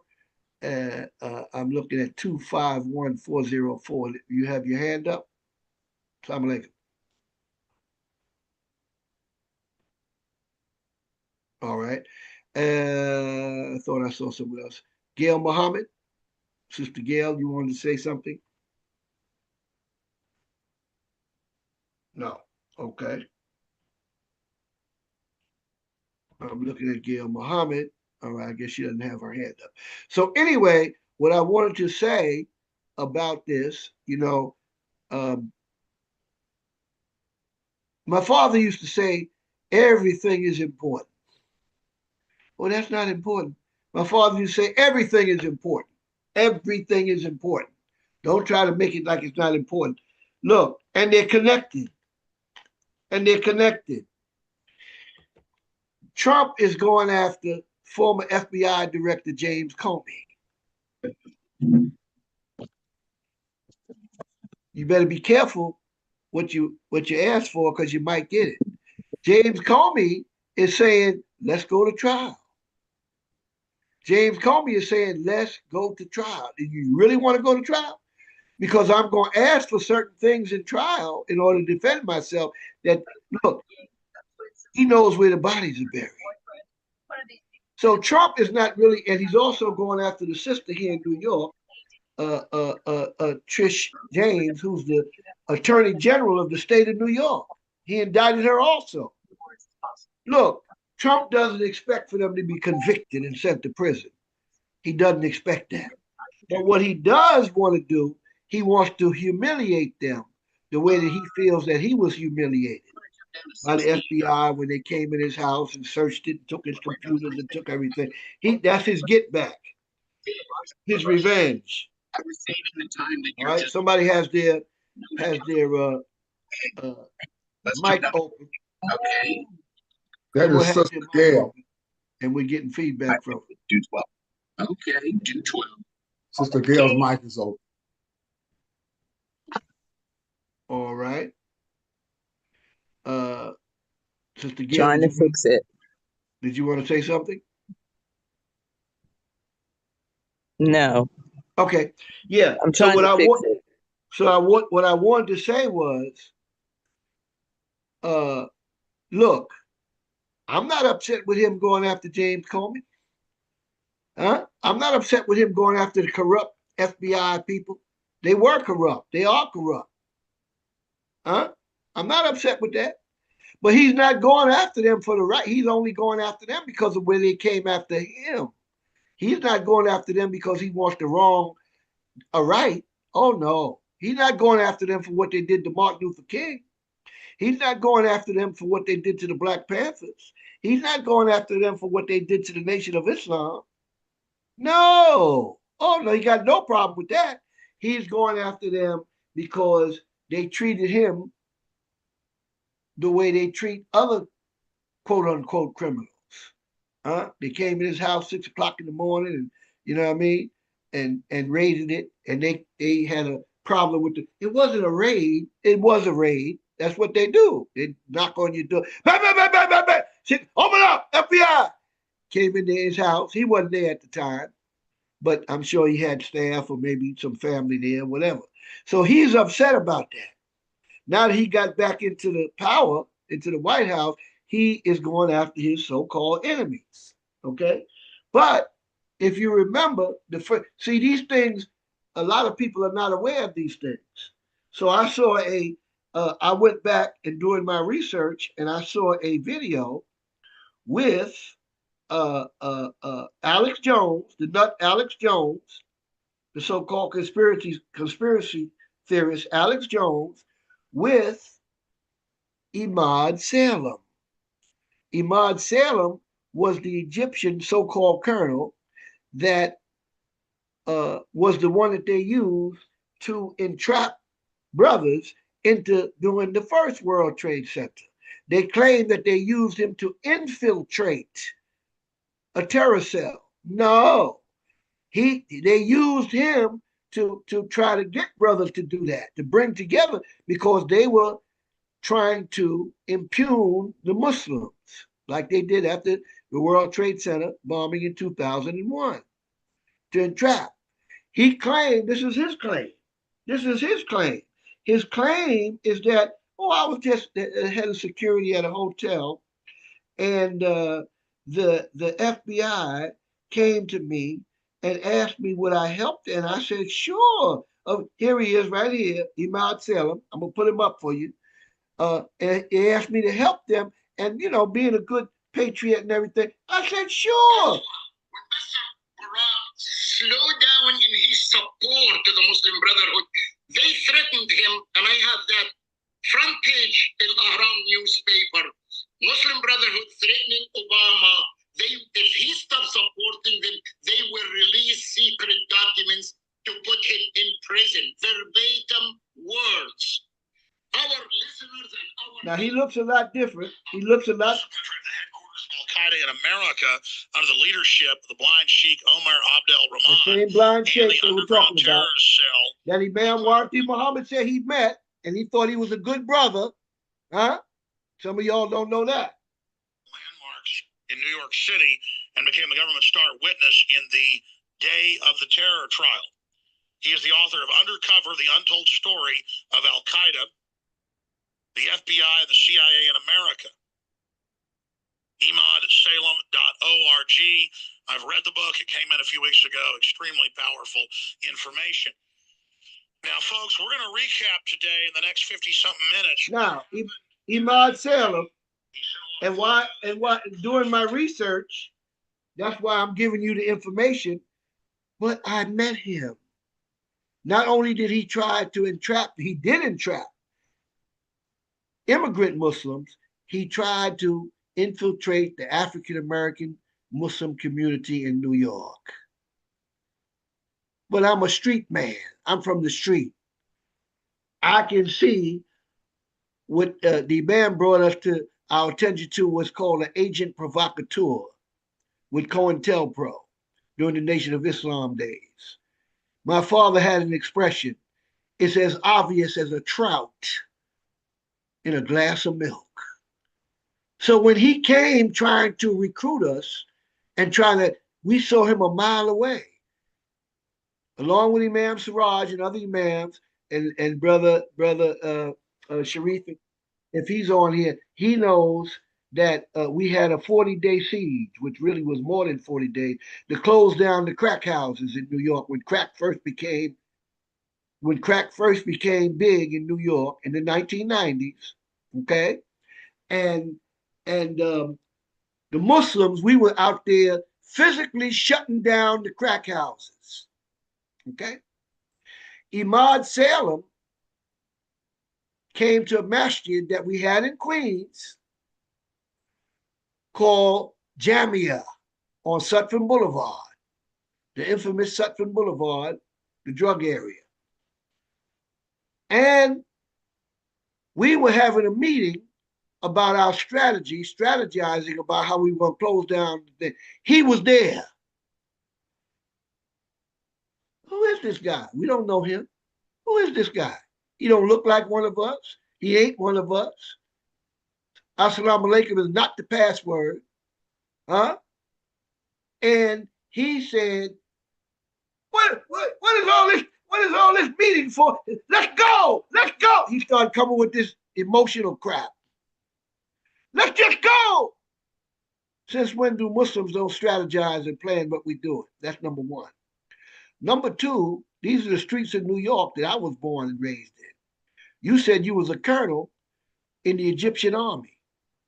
What could you possibly teach me about how to deal with Negroes, drug dealers in the streets of New York? Zero. So why are you here? Then he came to Malcolm Shabazz Masjid on 116th Street. And if you look at that video I just showed you, he talks about El Said Nosir that assassinated Maya Kahani, went to prison for assassinating Maya Kahani, that was part of the JDL, and then went on to start the Jewish Defense League, start his own group. And he was even too radical for the crazy Zionists in Israel, Maya Kahani. We were planning, the police department asked us to help with security at the courthouse. We were in Malcolm Shabazz Masjid. He was there. He said, do any of us have guns? I said, definitely. He said, he thought listen, I'm not as dumb as I look. He said, yeah? I said, oh, yes.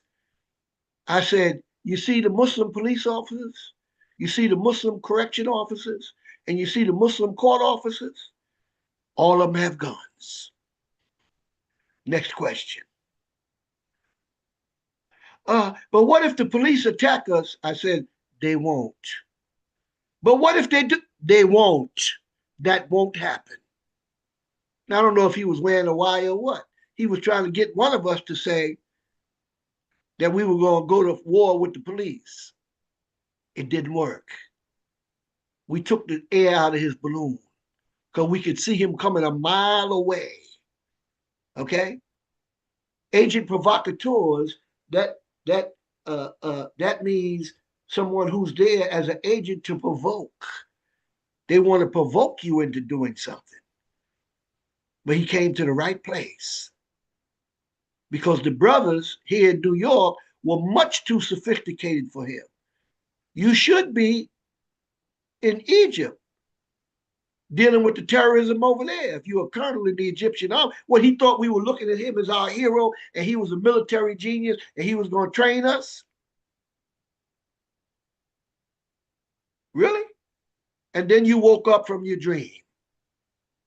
Then you woke up. Okay? So the same way that they tried to recruit people, and he says that the FBI told him to get materials to build that bomb. He said, you don't need real materials. He said they told him to get, and they paid him $2 million. He wrote a book about it. They paid him $2 million. We know from Newburgh, New York, with our Imam, with our beloved Imam, Salahuddin Muhammad, they set the brothers up there. God came in there, offering them jobs.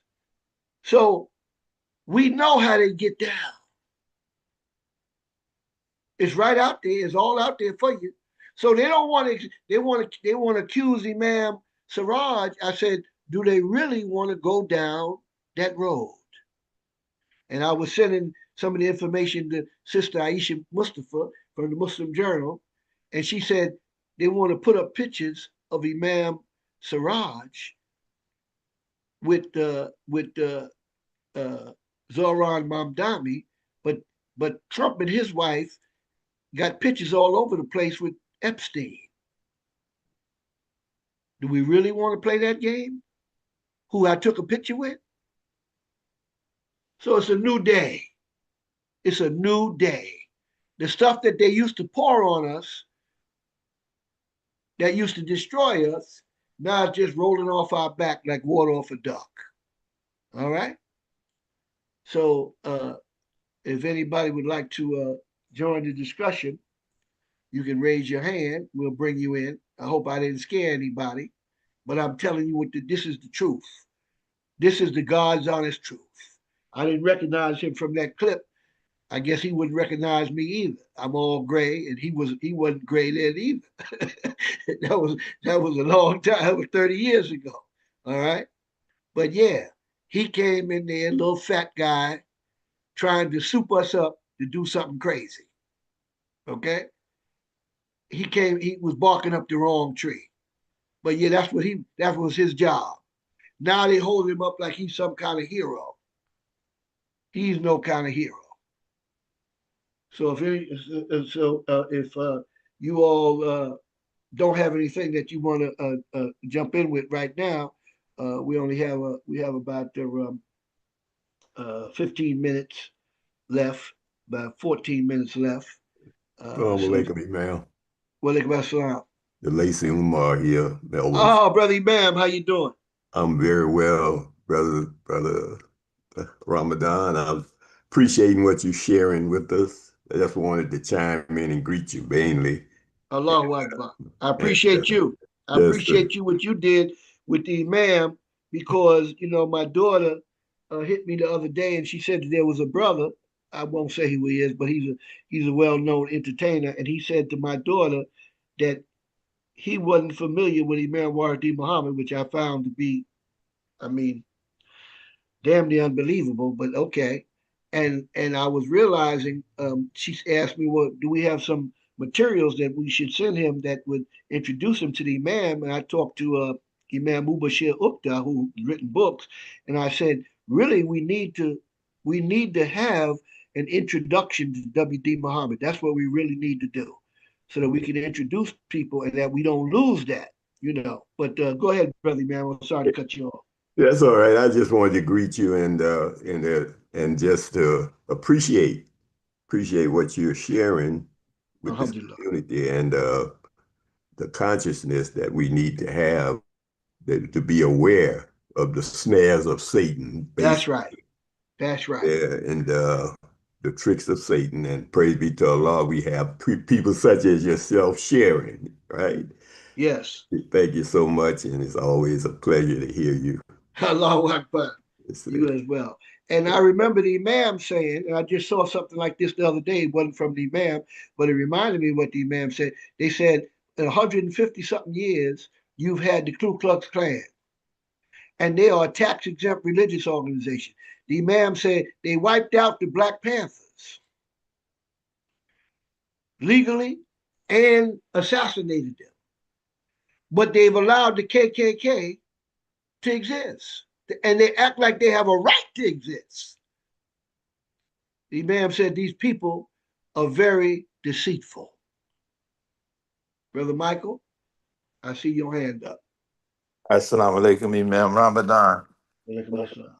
Thank you for your enlightening us in terms of the ugly America that we and the citizens have had to deal with for a long time. It's been a long struggle, and Allah,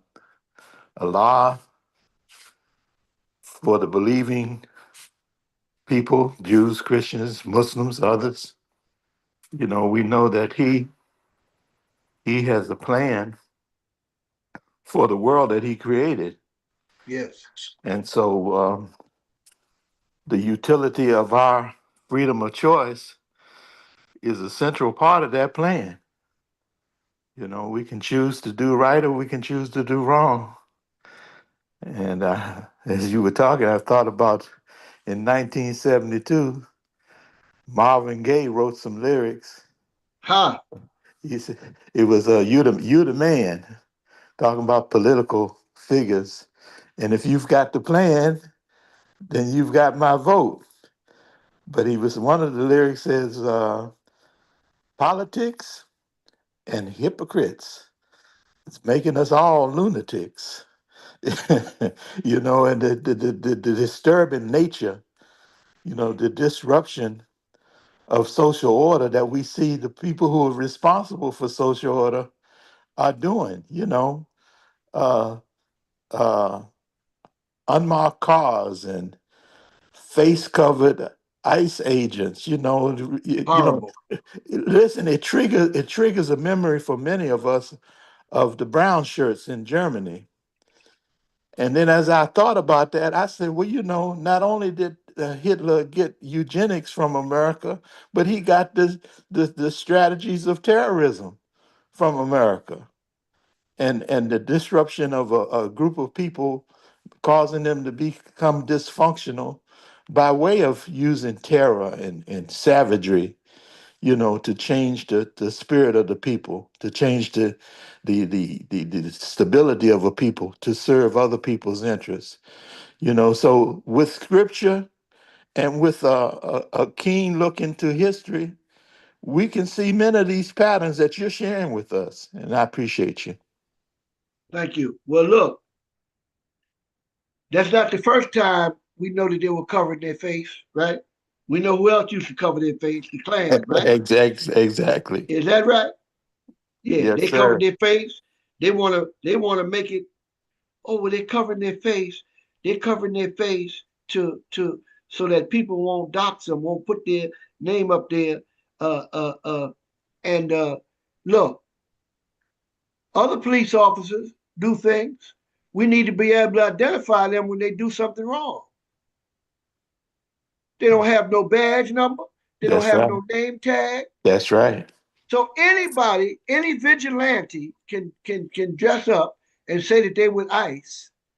Any Klansman or with a Klansman mentality can come and tell, get out the car, get on the ground, and we supposed to just submit ourselves to that.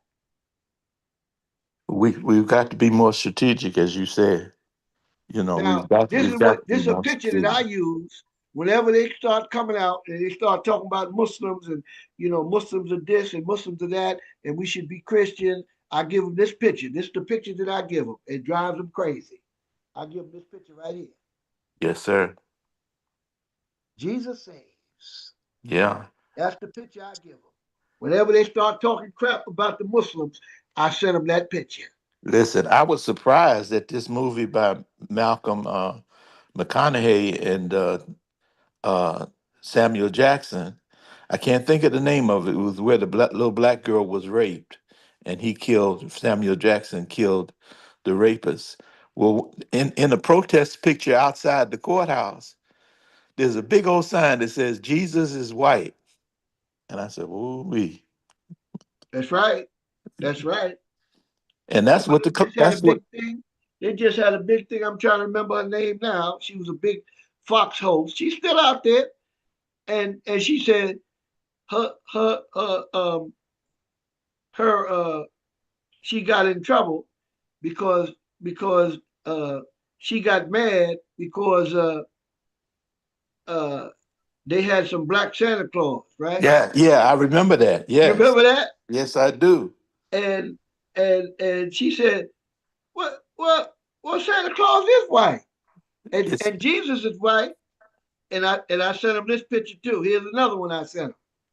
Here's another one they get when they start pushing, you know, Muslims can't be trusted and Jesus Christ. I sent him this picture. And I say, no matter how bad things get, I'm not praying to this guy.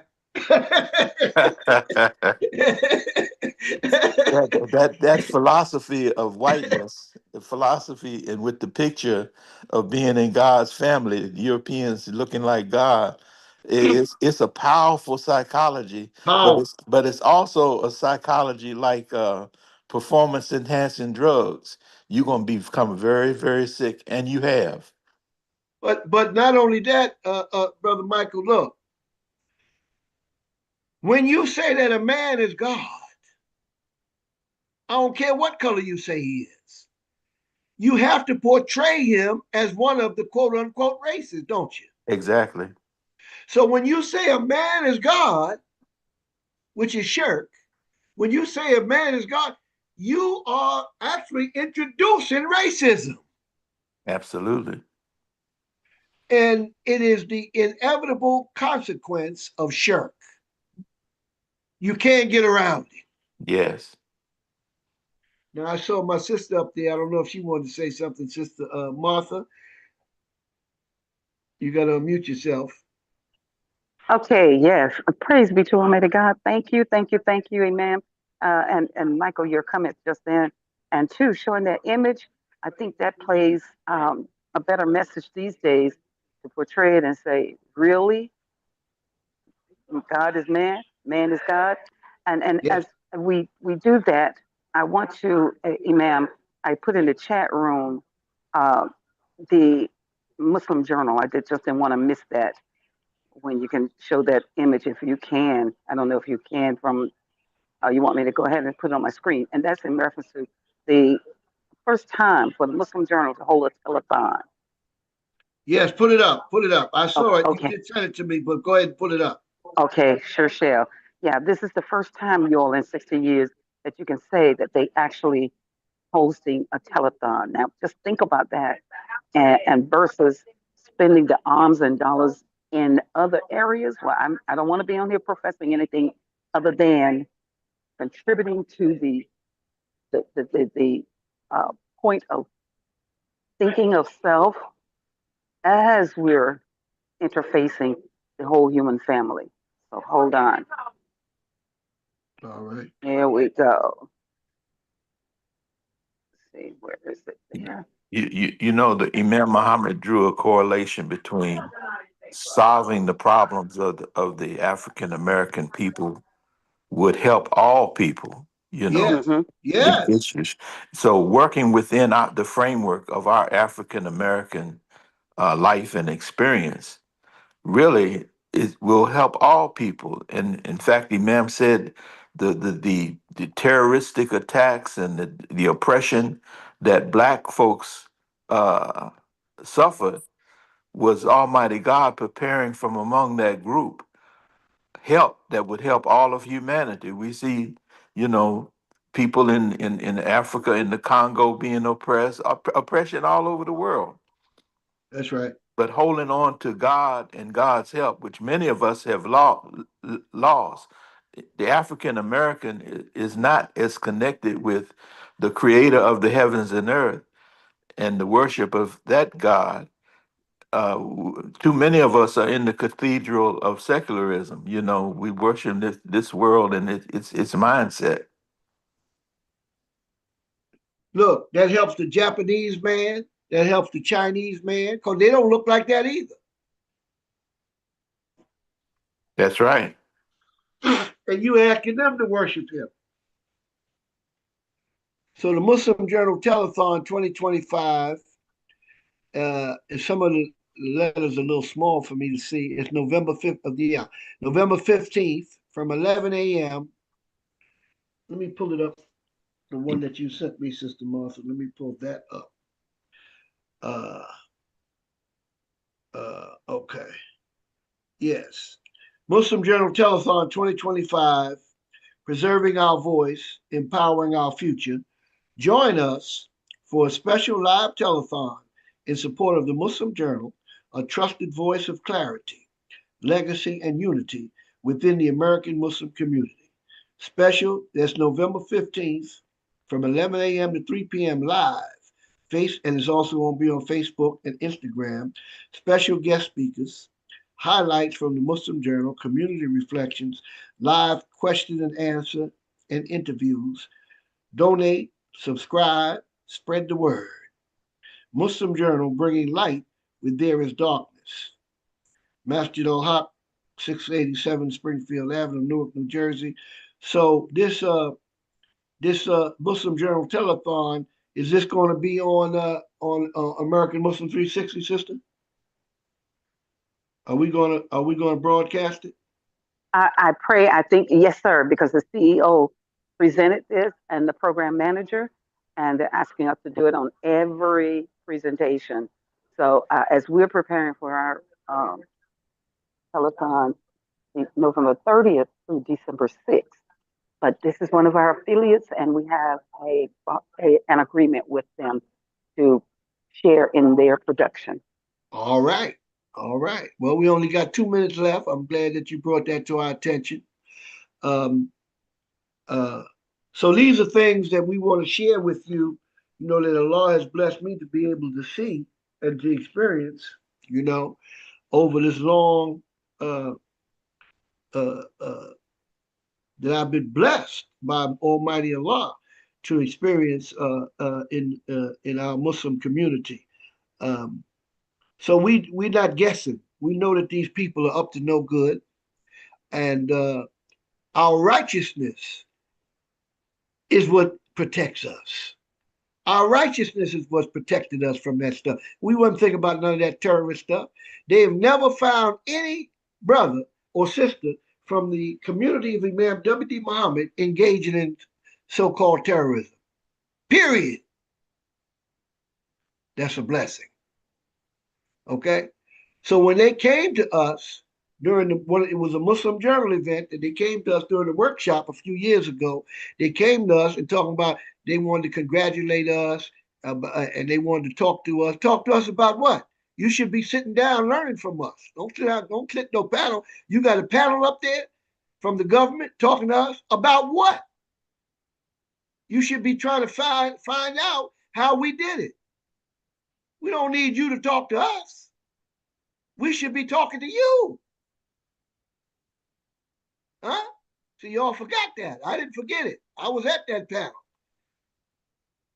They want to sit up there with a group from the government and talk to us about what? We don't have that problem. So we pray that you have Juma Mubarak, a blessed Juma, that you and your family stay happy and healthy. We have a lot of work to do, you know. We're not as young as we used to, but we still have a young spirit. So until next time, assalamu alaikum. Wa alaikum assalam. Praise to Allah.